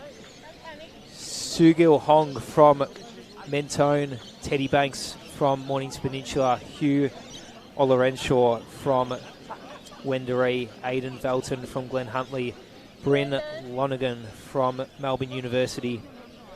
We have Mitchell Penrith from Knox, Alistair McDonald from Western Athletics, Brandon Muscat also from Western Athletics. As I look to my club mates from Western Athletics, I'm seeing a bunch of these athletes actually not on the track, which makes things confusing once again. Ty Davies. I think some of them are coming to the track. Yeah, Ty Davies from, here we go. We do see a few of these athletes. Oh, the Western Alistair McDonald. What time is it over there? Brandon Muscat, as they get themselves sorted. Sorry, go back. Ty Davies from Essendon. Blake Barnes from Diamond Valley. Benjamin Stevens from Eureka. Matthew Patton, Independent. Aaron Little from St Kevin's. And Charles Chandler from Eureka. So what I have to do from now on, I either have to look at the singlets and the people on the track, if I'm going to be that much of a smartass about it, or I'm just going to have to look at the abbreviations, wing it. Oh, as we see our Scotch athlete on the track now, Tom Worsterling from Old Scotch. I think they're doing it on purpose. Yeah, exactly. I should have just waited until the starter was about to blow his gun. Nothing wrong with excitement. Okay, as the athletes get settled and getting their final instructions. Best kid on the track? Got to be our Mentone man. Yep. Without a doubt. Yep. Soongil Hong, lane number 5. The combination of he looks like a beach. Oh, absolutely. So the combination of the yellow top and the pale blue shorts, I love it. That is a vibe. That man is a walking vibe. It almost rivals the Rising Track Club, the blue and the pink and blue. Pink and blue shorts, the stripes. It looks very Hawaii 5-0. Yeah. On your marks. And racing. I feel like I don't ever need to say much in the first 100 because it's always just sorting out your position. And here we go. Our independent runner in Matthew Patton is going to lead him out. And lead him out in some style as well, followed by Ty Davies of Essendon. The field is really breaking up, even though their PB's only ranged by about 7 seconds from 4:20 through to 4:27. Highest seeded athlete in Brandon Muscat is leading the main pack, let's call it the peloton, as Ty Davis and our independent athlete Matthew Patton are the breakaway, challenging the rest of the field. 300 metres down, 45 seconds. They're heading for a 3:45, 1500, ladies and gentlemen. Keep an eye on this one. Watch out, Jared Clifford. The boys in the F race are coming for you. Matthew Patton, I'll tell you what, I know he's gone out very quickly, but he actually looks quite comfortable. Looks comfortable, that's the thing. And independent athlete as well, maybe was a bit unsure where to seat himself. Look, we'd love to see a 3:45 in the F race. Yeah, exactly. I would love nothing more. Hold on, hope. They didn't go through 60 through 400 just then, did they? Yeah, probably about 63.4 maybe. So a little bit off the pace. But the rest of these boys are going to spot him a fair bit of room. So Ben Stevens and Charles Chandler are in 3rd and 4th position. They are the athletes from Eureka in the yellow singlets. As we mentioned earlier, Brandon Muscat from Western Athletics is a 4:20 man. It's all Ben Patton, though. Matthew Patton, sorry. Matthew Patton.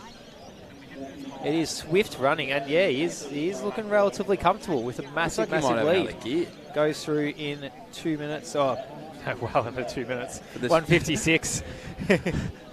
I was doing my lazy distance running counting, like almost thinking this was like a marathon and just going, close enough. Yeah. Not when you're only running 3 3/4 laps. So this is a hot race. This is the most amount of support I've almost heard in a race tonight. That's it. He goes through 2 laps in 2:17. So not quite the 3:45 that we're going to get, but it will be under a 4:20 if he holds on to this pace. Well, as I said, he's looked smooth from the start. These guys haven't pulled back much on him. Our Eureka athlete seems to be the only one coming after him, Benjamin Stevens. That's it. And also then we see Aidan Velton. He's from Glen Huntly. He's made his way into 3rd position now, leading along that train. But the train has a couple of loose carriages out the front. Yeah. As we see Matthew Patton holding that lead. Only momentarily, I reckon, as Benjamin Stevens rounds the bend. There's still about a 5 to 10 metre gap here, looking trackside, but with a bit over 1 lap to go, I dare say he's going to bridge that gap and pass Patton on the shoulder with about a lap to go.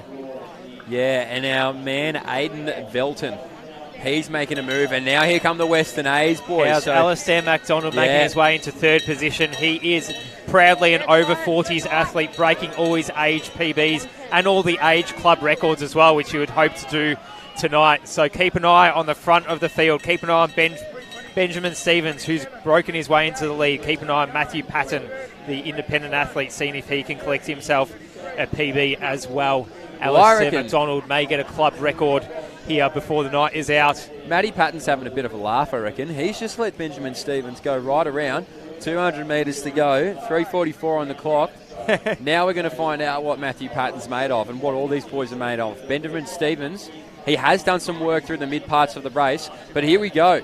Now we're going to start to make some moves. The swagger is coming through now, our Knox athlete, and that is Mitchell Pentreath. So now he's going to get up to Matthew Patton.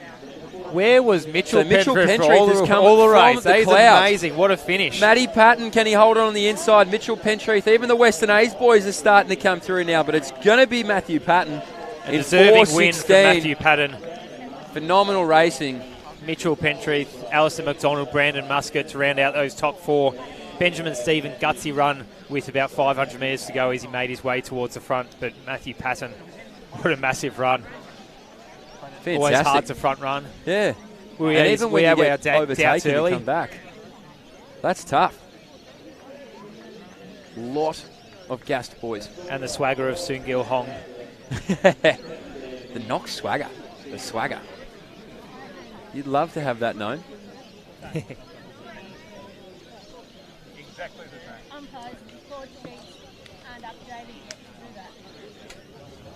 So as we now shift our attention back to the start line, the women's E1500.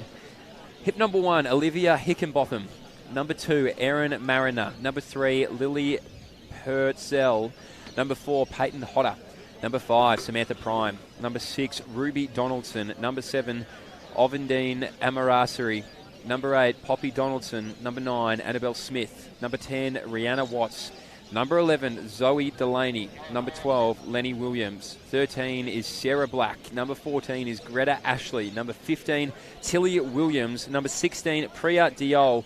And rounding it out at number 17 is Sarah Dixon. So another loaded field. We have only had, I reckon, one small field tonight, and that was the women's A800 because we had one pull out.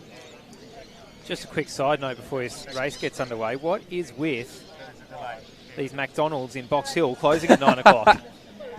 Mate, over a quick pre-race snack. Everyone's in bed. It's 9 o'clock closing McDonald's. Box Hill Central, Box Hill North. I don't like it. Baldwin. That's the one to go to. Okay, all right. Not quite on my way home, but we'll we'll back to.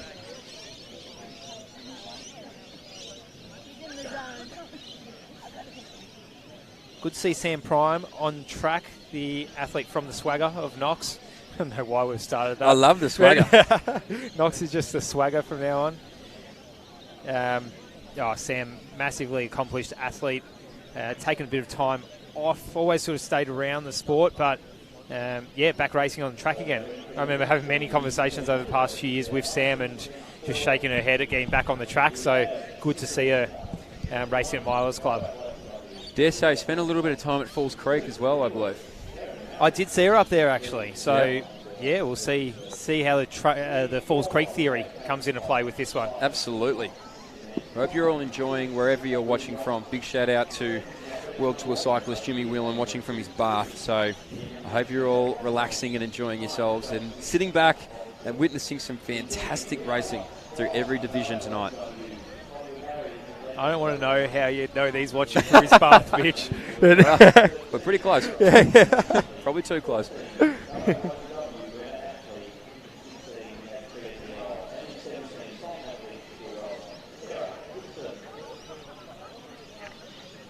On your marks.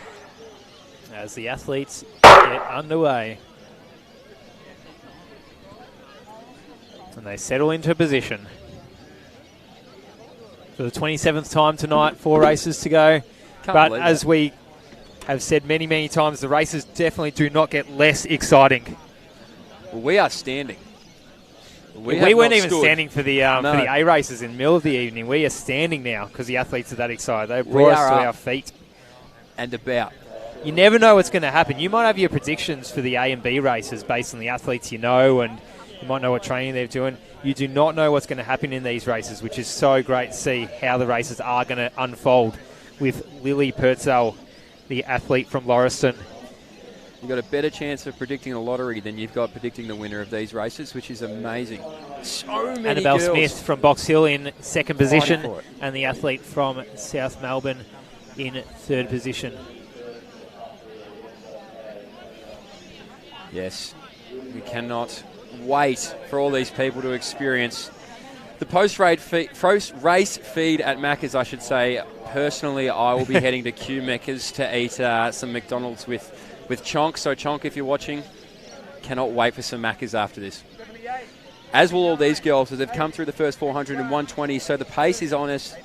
I believe that is wearing a Mentone singlet, but now coming around on the outside. Now that is Ruby South Donaldson. Melbourne. So Lissa's independent, but that is the South Melbourne Little Athletics singlet. So Ruby Donaldson, first athlete. And it is Lily Purcell who has taken the lead back from Lily Donaldson, the athlete from Lauriston College.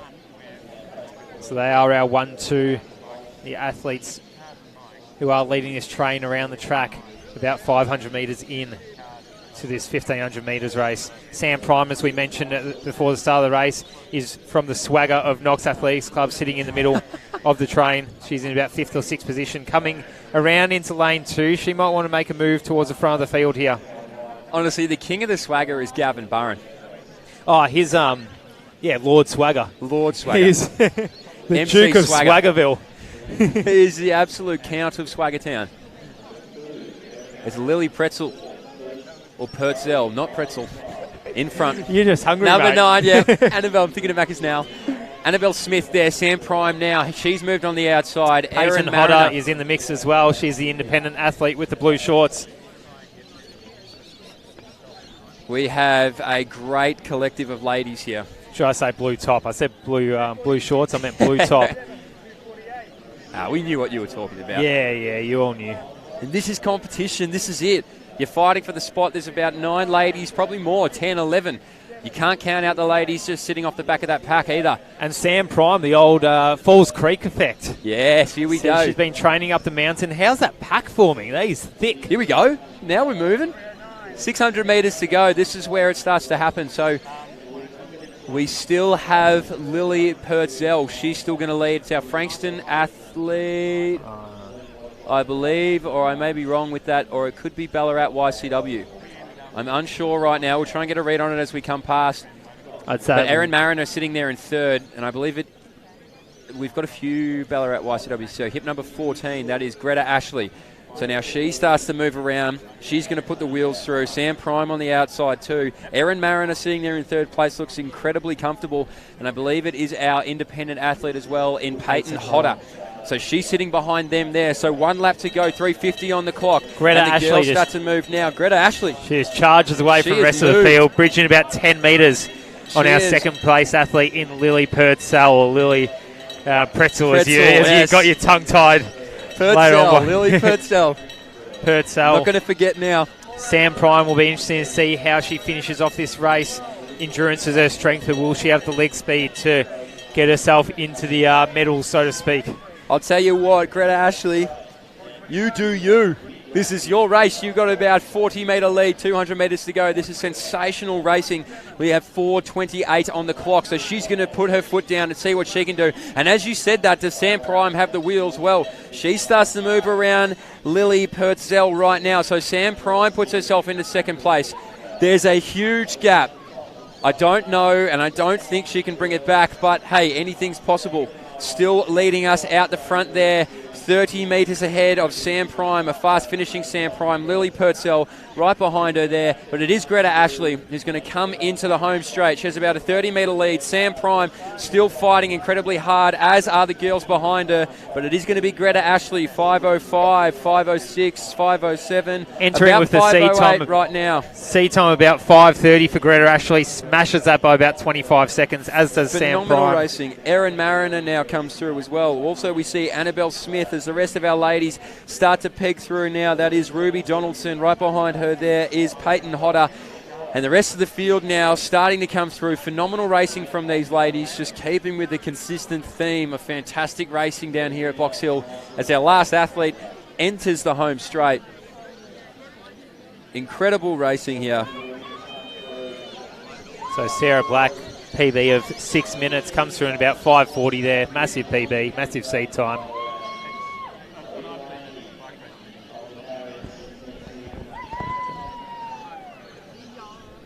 And fantastic.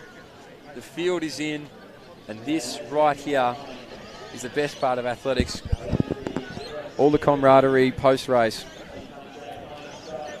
Sorry, we have one more athlete coming through right now. That is our athletics Nana Wadding. Make sure you give her a big round of applause, even from home. I know you can't hear me on the track, but from home, give her a massive round of applause. Well done. Ovindi Amarasi finishing in 6 minutes 22. Well done, Ovindi Amarasi. Fantastic work. Sportsmanship from Sam Prime on the over the finish line there as well. We love to see it in athletics. As we said, runners are nice people.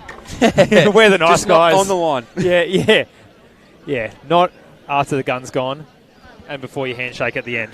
Yes, then it's fight time. Yeah. The swagger. Sam Prime put on for the swagger. So we focus up on the men's G1500. 18 men in this field. Number 1, hip number 1, Alec Fransky. Number 2, Hudson Bucci. Number 3, Christian Knox. Number 4, Peter Vanderkamp. Number 5, Sebastian Farrelly.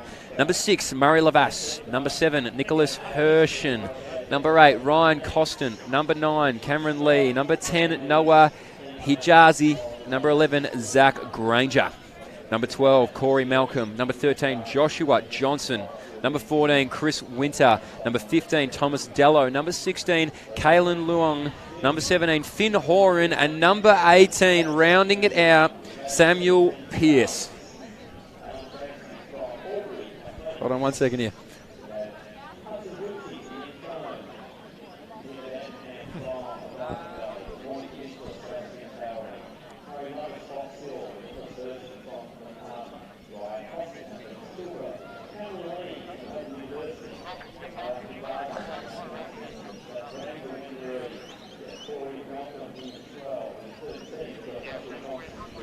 Just want to say on here right now a massive thank you. Jeremy Griffiths, president of Box Hill, an absolute stand-up man. Box Hill man, so obviously, of course, father of Georgia Griffiths. Why is he so good, Mitch? Oh, he's delivered us some sausages and some drinks here. We don't have to go to the Macca's that's closed anymore. Sorry, Chunk. We'll still get Macca's. Meet you there. 9:15. On your mark.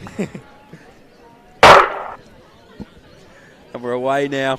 Not a lot of... There we go. See? Nice athletes. Not a lot of pushing and shoving. No, that's good. I like the hat choice from Hudson Bucci as well. I've taken a hat this summer. It's good look. Yeah, grow my hair a bit longer. Wore a hat, especially on those windy days. Thank you, Jeremy. Yep. So no, rate the running hat these days. As we see the athletes settle in to their pace. Thomas Dello from Ringwood is front and centre. Or I'll say front and on the inside, not quite the centre. He's leading the way around, that's for sure.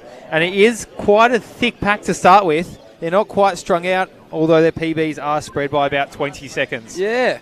Murray Lavasse now, he's gone very wide, but he wants to get a piece of the action. Our man at the front here, Finn Horan, used to be a Box Hill boy, a great junior, and his brother was also a great junior. So it's good to see him back on the track. He's going to lead him out. Murray Lavasse sitting there in third place, so he's looking strong too. But this is quick, and he looks great, Finn. And we've got a race on our hands, I reckon, as well. Although Finn's charging towards the front, got a couple of metres on the rest of the field. Our fashionista in Hudson Bucci, as I said. Yeah. I'm loving the running hat these days, so I rate his choice. There's a thick pack. There is still a thick pack behind. And as we've seen, the peloton and the breakaway theory many times in these past few races, sometimes it works out, sometimes it doesn't. No, and it's been a bit hit and miss tonight, which is what we love to see. But he's looking comfortable. Finn Horan is looking comfortable out front of the field. As does Murray Lavasse and Hudson Bucci in second and third position there. They well and truly are the breakaway. And, yeah, we'll keep an eye on the thick pack and what's happening, see if there's anyone who's going to charge ahead with still 2 laps to go. Yeah, there's so much room for things to change, and we've seen a lot of people come out of the mid part of the packs, but right now, Finn Horan looks like he's in a league of his own. I mean, right behind him there, as you said, the fashion icon in Hudson Bucci. He is maybe going to stalk him there. He's like a lion. Is Finn Horan the gazelle? We're about to find out. How hungry is Hudson Bucci? I reckon he's starving. Right behind him there, Murray Lavasse. He's also hungry. This pack now being led through by a Ringwood athlete as well, so he might be able to drag them through. That's Thomas Dello. So we'll see if Dello can bring them through. Finn now, he still looks strong. Hudson Bucci, he looks strong, and so does Murray Lavasse. So these three out in front, they are going to be hard to catch. But Finn's done it from the start. He's done it from the gun, 600 to go. And he has now asked another question. Another question now. Bucci may be the only one to have any sort of answers. Hopefully they're the right ones. We'll see if they're the wrong ones. Don't discount Murray Lavasse as well. He's still sitting in third, 500 metres to go. This is the grind time right now. This is right now. Time to make your moves. Bucci, will he time it perfectly? Has Finn done it extremely well? Can Murray Lavasse come out of the woodworks, or can someone fly from the clouds? 400 metres to go. 3:09. Here we go. And it could be Bucci. He might be answering the call. He's picked it up and said, hello, hello, it's my time to run. Bucci, 5 metres behind now. Finn Horan, hang tough, hang strong. 300 metres to go. Could be the man in the hat, Mick. Absolutely. How is that pack, though? Keep an eye on the pack. I know the winners is probably going to come from these couple two in Hudson Bucci in the Mentone yellow and Finn Horan in the blue singlet. But that pack is coming. I don't know if they'll quite catch them, but it'll be interesting to see how the lead changes amongst these athletes in the middle of the track. As we see Hudson Bucci just going to the shoulder of Finn Horan. I don't think he's going to let him get away too easily as he does round the bend. As we know, it's extra little bit of time, extra little bit of distance as you pass someone on the bend, but Hudson Bucci doesn't care. He's got about 10 metres within 20 metres on him. He's charging towards the finish line. I don't know where his PB is, but I would dare say he's heading for one right now. Well, I'll tell you what, Hudson Bucci, Finn Horan said, you want to bite? He said, I won't take a nibble, I'll take the whole thing. 4:30 a seed time for Hudson Bucci, and he knocks about 12 seconds off that. Wow. 11 seconds PB for Hudson Bucci. Finn Horan coming in a strong second, and Seb Farrelly. There is just names everywhere. I don't know why I got Bodies so tongue-tied everywhere. there. Seb isn't a hard word to say. It is now. Yeah. 28 races. Yeah. Fantastic. Oh, I love athletics. Oh, he just... How good is it? You are right. He put 10 metres in about a 20-metre span. I didn't see how that happened. He was off. He didn't stop. Nah, he was just found another gear. He should start manufacturing cars. He's found the next gear. Unbelievable. And well done to Finn Horan as well.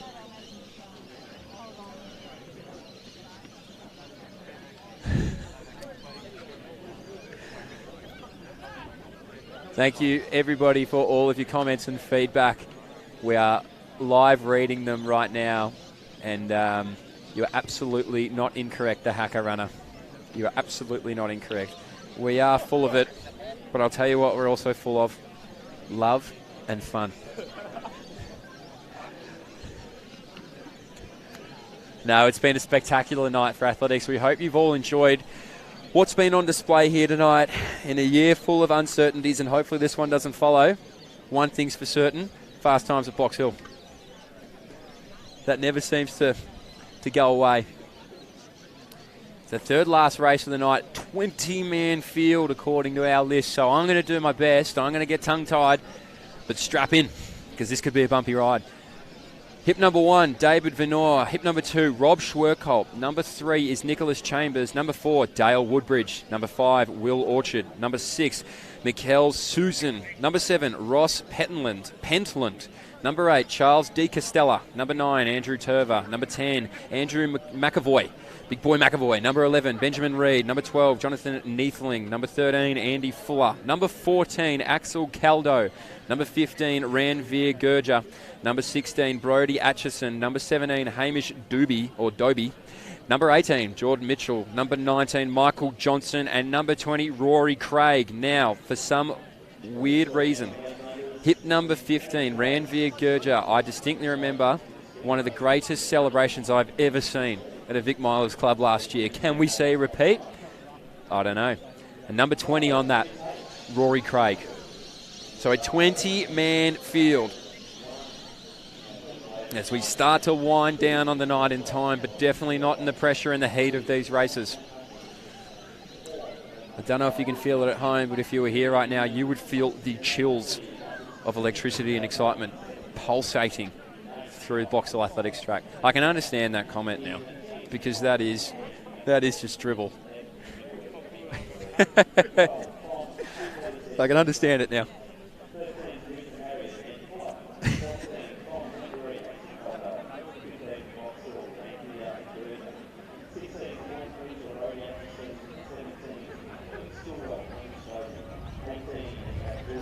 That's been said to me a few times that I talk a lot of dribble.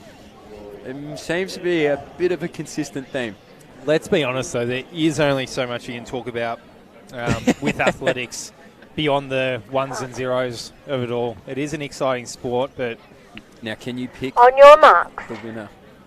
I'm going Gurja. I'm going to old mate in the Nike singlet. I don't know where he got that Nike singlet from, but he looks. It looks like he might have quick. taken it off Stewie McSwain's I reckon back. Stewie probably gave it to him, and he's like taking it in at the sides or something. He loves it. How's that, Rory Craig? Yeah, here's my pick, definitely. Get some, Rory. Yeah. Pink headband does it for me. Well done to Gurja, Ranveer Gurja. These boys are going to, boys and men, they're going to figure this out. Yeah, this is one of those races, wide range of age groups, wide range of PBs as well for this one. It's, yeah, it'll be an interesting one to see. But I love Rory Craig's singlet. I'd like to know the backstory of how he got that, because I know they're not for sale. They are definitely not for sale. But I love his guts going to the front. That's unreal. Genuinely could have taken it off Stewie's back. Yeah. Someone's got his arm sleeve somewhere. Yeah. So I see Michael Johnson just go up on the... Well, he's overtaken a lot of them. He's gone to the front. The athlete from Richmond, Moynihan Peninsula, Brody Atchison, is in the front, though. He's the one who's Michael Johnson from Richmond is trailing. As the pack starts to spring out, we said their PBs were pretty strung out in this race, and it's proving just that. The races of the packed, dense fields are kind of gone now, with only a few races left in the evening. Good to see Michael Johnson stepping up from the sprinting events that he used to do in the past. That's an ancient running reference right there. So we're coming around now, 500 metres into the race, and these boys, there's a lot of movement. There's probably the most amount of movement that we've seen in a race thus far, actually. I mean, the pack is very spread, don't get me wrong, but some of these guys have come from the back of this entire pack now to be sitting towards the front. So fantastic to see. And our young Mornington athlete there leading them all out. So we'll get some bib numbers, or hip numbers, I should say, sorry, as they come by. So and David Venor right there as well. He's in second position, the athlete from Athletics Waverley. So Brody Atchison, David Venor from Chilwell. That is Hamish Doby. and also Jordan Mitchell. Rob Schwerkolt, a fantastic Masters athlete as well, representing Old Scotch. He is one of those people I was saying has worked his way from the very back of the pack, now right into the thick of the race. So these guys now have sorted themselves out over 800 metres. How's that? Is he smiling? I think he is. He's having a good time. Smiling on the back straight. I think he's 900 metres into a 1500 metres, and he's smiling. He was racing. How dare he? You know, he's just going, geez, this is a good track. Although that's what you kind of saw, or you thought you saw Kipchoge doing in his breaking two. Almost a couple of years ago. Smiling. He was, it's that relaxed look. Smile, relax the face, relax the body, stride out. He's smiling. Pack of 4 now, but honestly, I could still see somebody coming from further back. This 4 looks incredibly settled. Venor on the outside looks incredibly comfortable. And now we start to see a little bit of chopping and changing. The man with the number 18 on as well, Jordan Mitchell. Michelle, sorry. And there he goes. Whoa. Jordan Michelle. He said, don't call me Mitchell, it's Michelle to you. Yeah, coach maybe said, let's do a training session tonight, mate. Let's 1,100 metres at, an okay pace. Just stick with bang. it. And then go bang. And I'm going to time you for the last 400 metres. Let's see how it goes. See you later. And we were talking before about someone putting 10 metres over 20 metres. He's put about 30 metres over 100 metres, which is still really, really impressive. A Mentone boy, so he's a part of the AGSV, 350 on the clock. Jordan Michelle, he just looked around. He looked around and said, is this race still going? Oh, I thought I'd already shown it up. He's looking phenomenal here. He's put 50 metres into it, and now we've got Venor there. He's sitting in second place, so these boys have blown it out completely. 100 metres to go. And a 4:42 seed time is coming with Mitch as well. He's just going to smash it out of the water. He's going to break that by about 20 seconds. Jordan Venor. Jordan Michelle. David Venor is coming in second place, and Brody Atchison in third place. But Jordan Michelle. 16 seconds. David Venor. Smashing that seed time. Fantastic racing there. Hamish Dobie coming in fourth position. Huge run. He was right next to them with the bell to go. That was unreal. That is phenomenal racing. I reckon those bright pink spikes have something to answer for. Yeah, hold on. Where are the super shoes? I reckon I could have got that bet on the, what was the line? 24.5? You remember. I was confident. Yeah, you owe me a Big Mac. Yeah. I'll tell you, Q Maccas. You may chonk. We'll be there. So 2 races to go. Race 30 is the men's I, followed by men's 30. Men's J will be event 31.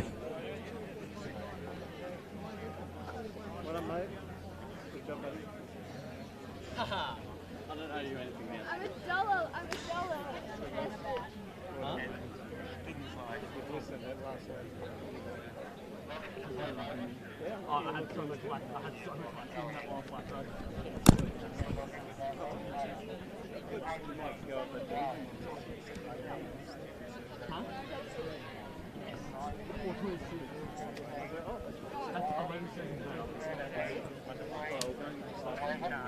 And how is the mix of heights in this race here? I love it.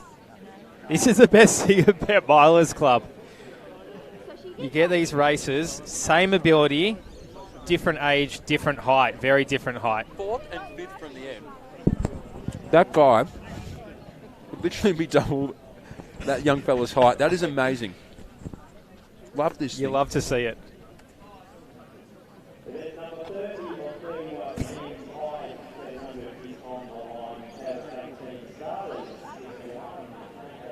Okay, and it is men's I, event 30 of the evening, 1,500 metres, as we have 19 competitors towing the line. In lane 1 is Joel Davies of Mornington Peninsula. Lane 2, Oliver Anderson, Independent. Lane 3, Charles Sutherland, Glenn Huntley.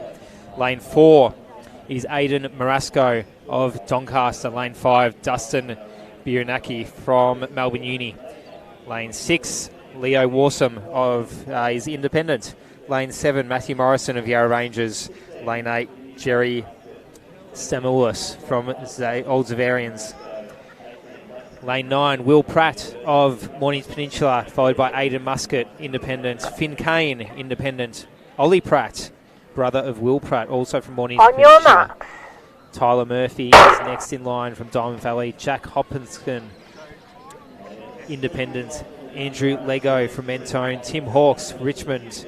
Angus Thompson, Chilwell. Cooper Proven from St Kevin's, and Craig Fairburn from Knox is rounding out the field, the swagger of Knox.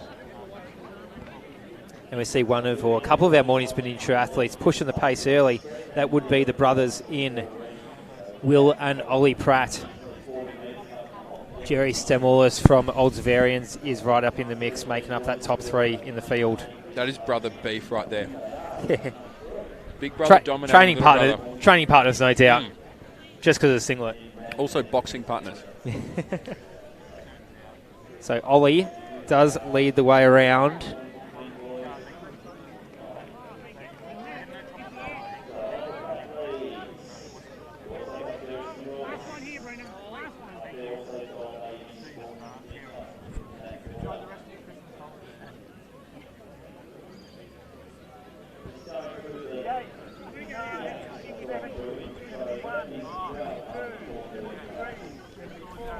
So these boys well and truly under their PB paces here. We're just getting a confirmation on some of these hip numbers because they may be on some of the wrong athletes. So bear with us if we get the wrong names. We apologise. But it is the boys out in front. They are not looking back. The watches are going off. It's important to get these splits here. Knocking the watch off every 200 metres. He has checked every 200 metres split. And that is discipline. Let me tell you that much. So our Mornington Peninsula athlete, he's put a bit of distance in here. He's got about, I know it's a little bit hard sometimes to see on the stream, but they are probably about 10, 15 metres ahead. And I think he's doing every 100 metres. He's clicking his watch off. So he's very certain of what paces he's running out. Old Zab's athlete behind him there in Jerry Stamoulis, I believe. Or let's just double check that. No. Tyler Murphy or Jerry Stam. Yeah, these numbers on here. Let's go by are singlet. out. They've given these boys the wrong numbers. That is Jerry Stamoulis because he's the only athlete from Old Zavs. Beautiful. In the field. I know for a fact Ollie Pratt is leading out the field by his face and personally knowing him. So we'll go with the top 2, thank God. Okay, good. The rest is a complete guess. And to work out the rest. PBs in this field range from 4:45 for Finn Kane and 5 minutes for Craig Fairburn. So 15 seconds ranging the 19 athletes. So our invitational athlete there in third, I believe. We don't quite have a number on him yet, but it is Joel Davies there in fourth. So these pair of brothers, they are not too far away from each other. As we said, we do have Jerry Stamoulis. He's the only old Zavarians athlete in the field, so we will keep an eye out for that.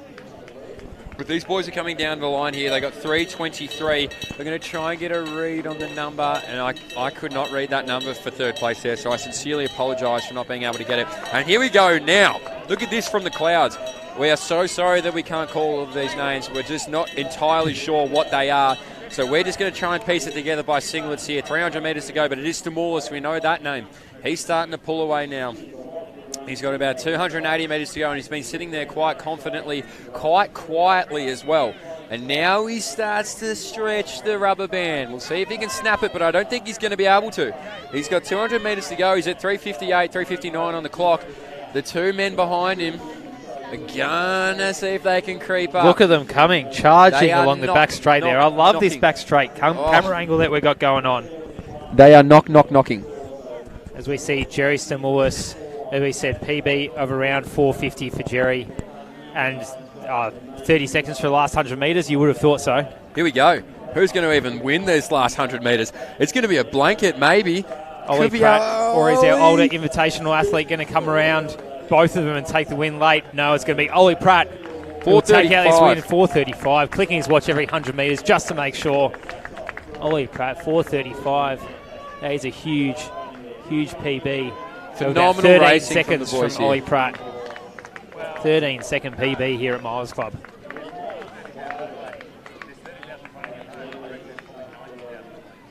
Jerry Stamoulis, Old Zavarians as well. And big PB bringing it around. Him. Timmy Hawks. Oh, Musket. Oh, yeah, well, I went off the number. Silly. I will say a few super shoes. 1, Ooh. 2, 3, 4. Hold on. Or maybe not 4. Now, if the entire field in the J race have super shoes, you win it. You win the bet. I might be a chance. Look at this, the last race of the night, 18 men.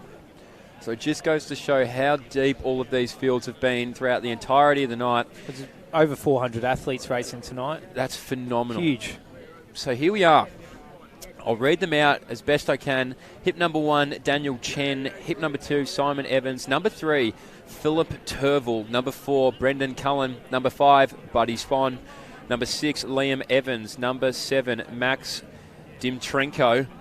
Number 8, William Hughes. Number 9, Felix S. Person. Number 10, Michael Thomas. Number 11, Matthew Banks. Number 12, Russell Dimitrenko. So we got maybe father and son or brothers in here. 13, Sajan Diol. Number 14, Edward Gibson. Number 15, Stephen Quirk. Number 16, James Gibbs. Number 17, Luke Morrill. And rounding it out, number 18 here, Dante Kuti. So we're hoping... I think all these gentlemen have the correct numbers on, so we will be able to call the names here just by looking at the way they're spread out on the start line. Yeah. A few. And so we do have a father and son competition here. Russell, the dad, racing his son. Max. So that's hip number 7 is the son. Hip number 12 is the dad. So for anybody playing at home, dad, Max the son. Yep, who wants to have a bet? I'm going to take dad. I'll go son then. Man strength. Grown man strength. Yeah, but boy tenacity. Both running at Falls Creek, I believe. And Williamstown athletes going to take a stab, part of the Team Matthews running stable. Both up at Falls Creek. Father. Russell, a board member of LA Vic. We are getting information. Any more statistics for us, Lockie? Anything else? Anything else you want to say into our ears? What's his BSB? All right, I'm definitely going for Russell then, given Max. all this information. For those playing at home, feel free to comment on any of our social media outlets. Who have you got? Yeah, exactly. Russell or Max? Okay, gentlemen, on your mark. And away we go.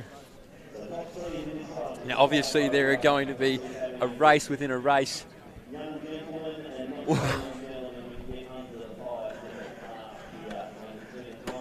And we will see how these men go. And it's the Mentone boys, training partners, no doubt. Yes. Because they're both wearing the same singlet. Mentone boys in Edward Gibson and Buddy Sofin. Buddy Sofin and Edward Gibson leading out the field. Athlete from Melbourne Uni, red hat. I'm loving my summer training hats. So it's well strung. The final of the 1,500 metre events, the final event of the night, of a fantastic night. We're going to end it with a fantastic race. So led out by Buddy Sofin, followed by Edward Gibson of Mentone. Couple of Melbourne Uni athletes to follow. A few training partners. Just getting around, having a good old night at Box Hill. Felix Esperson from Melbourne University, followed by Dante Kuti. Simon Evans, also a long-time Box Hill member, so fantastic to see him racing as well. All of these guys, fantastic to see them out on the track. Obviously, 2021, a great new year ahead, and these men are kicking it off in the best way possible, at the best track possible, in the best night possible. So the home of PBs. Fantastic to see. So we see the Mentone boys have been broken up by our Melbourne Uni boys and our individual boys. So is this just 3 training partners all trying to take out the win here? Let's just keep an eye again and remember what we said about a minute and a half ago. Probably about 2 minutes ago. Our father-son battle, Russell Dimenshko his son Max. Who did you say was going to? I had Max. Who was your tip? Son Max. I had Max. Dad Russell. Probably run a few more races than Max. Look, and I backed him. Possibly. But there's still about 2 laps to go. So we'll see how this plays out. Max could do something spectacular here. All these blokes are doing something spectacular right now. I hope Mum's at home just laughing her head off. She's going. I wonder who she bet on. Yeah. So it's Buddy Spawn leading us out here, our 2 Melbourne Uni boys. Sitting in behind him there, that would be Felix Esperson and also, I'll try and find it here, Dante Cutty, or Cutty. I apologise if I've got those wrong. So this lead pack of 6 looking incredibly strong, and they all seem to be chopping and changing. And as I said, you've got 2 Mentone, 2 Melbourne Uni, 2 Invitational. So I'm wondering whether all these guys are all just individual training partners. We've got Daniel Chen and Philip Turville as well, sitting on the outside of lane 1. So they're just making sure they can feel the breath on their shoulders. They know that they're there. And we start to see it broken up a little bit now. So little bit. Maybe these training partners are about to be really put to the test.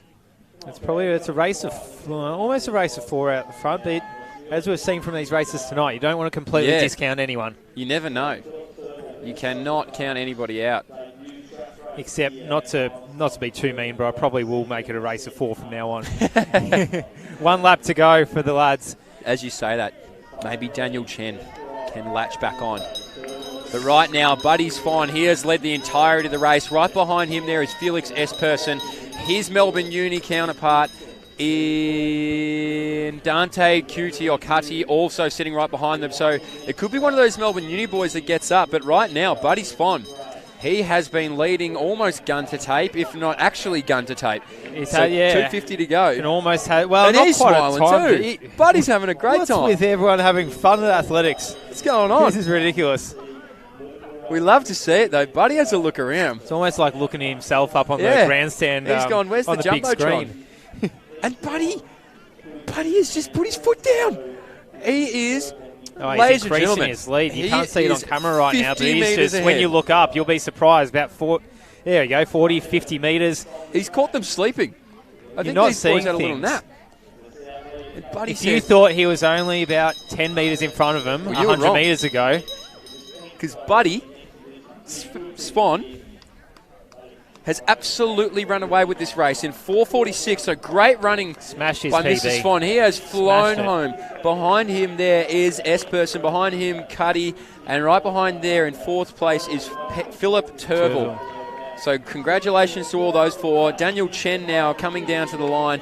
Our next Mentone athlete as well. Well, this has been a great meet for Mentone. Edward Gibson. Right behind him there was also Stephen Quirk. The guys flying down now. Down at the line there was Brendan Cullen. And here is big Russell Dimitrenko. He has beaten his son in a fantastic run. 5 in the teens, I would say, there for Russell. Falls Creek training camp pay it off. Get some, not others. As we start to see our last few athletes of the night finish it off, a fantastic night of racing here at Box Hill. Great effort from every single competitor who stepped foot on that line tonight. A massive shout out to everybody who's helped put this meet on, particularly to Lachlan Rayner at Athletics Exclusive for all of the work that he does. Fantastic effort. Thank you so much for all that you do. So we see our Box Hill athlete come in now. Fantastic work there from Liam Evans.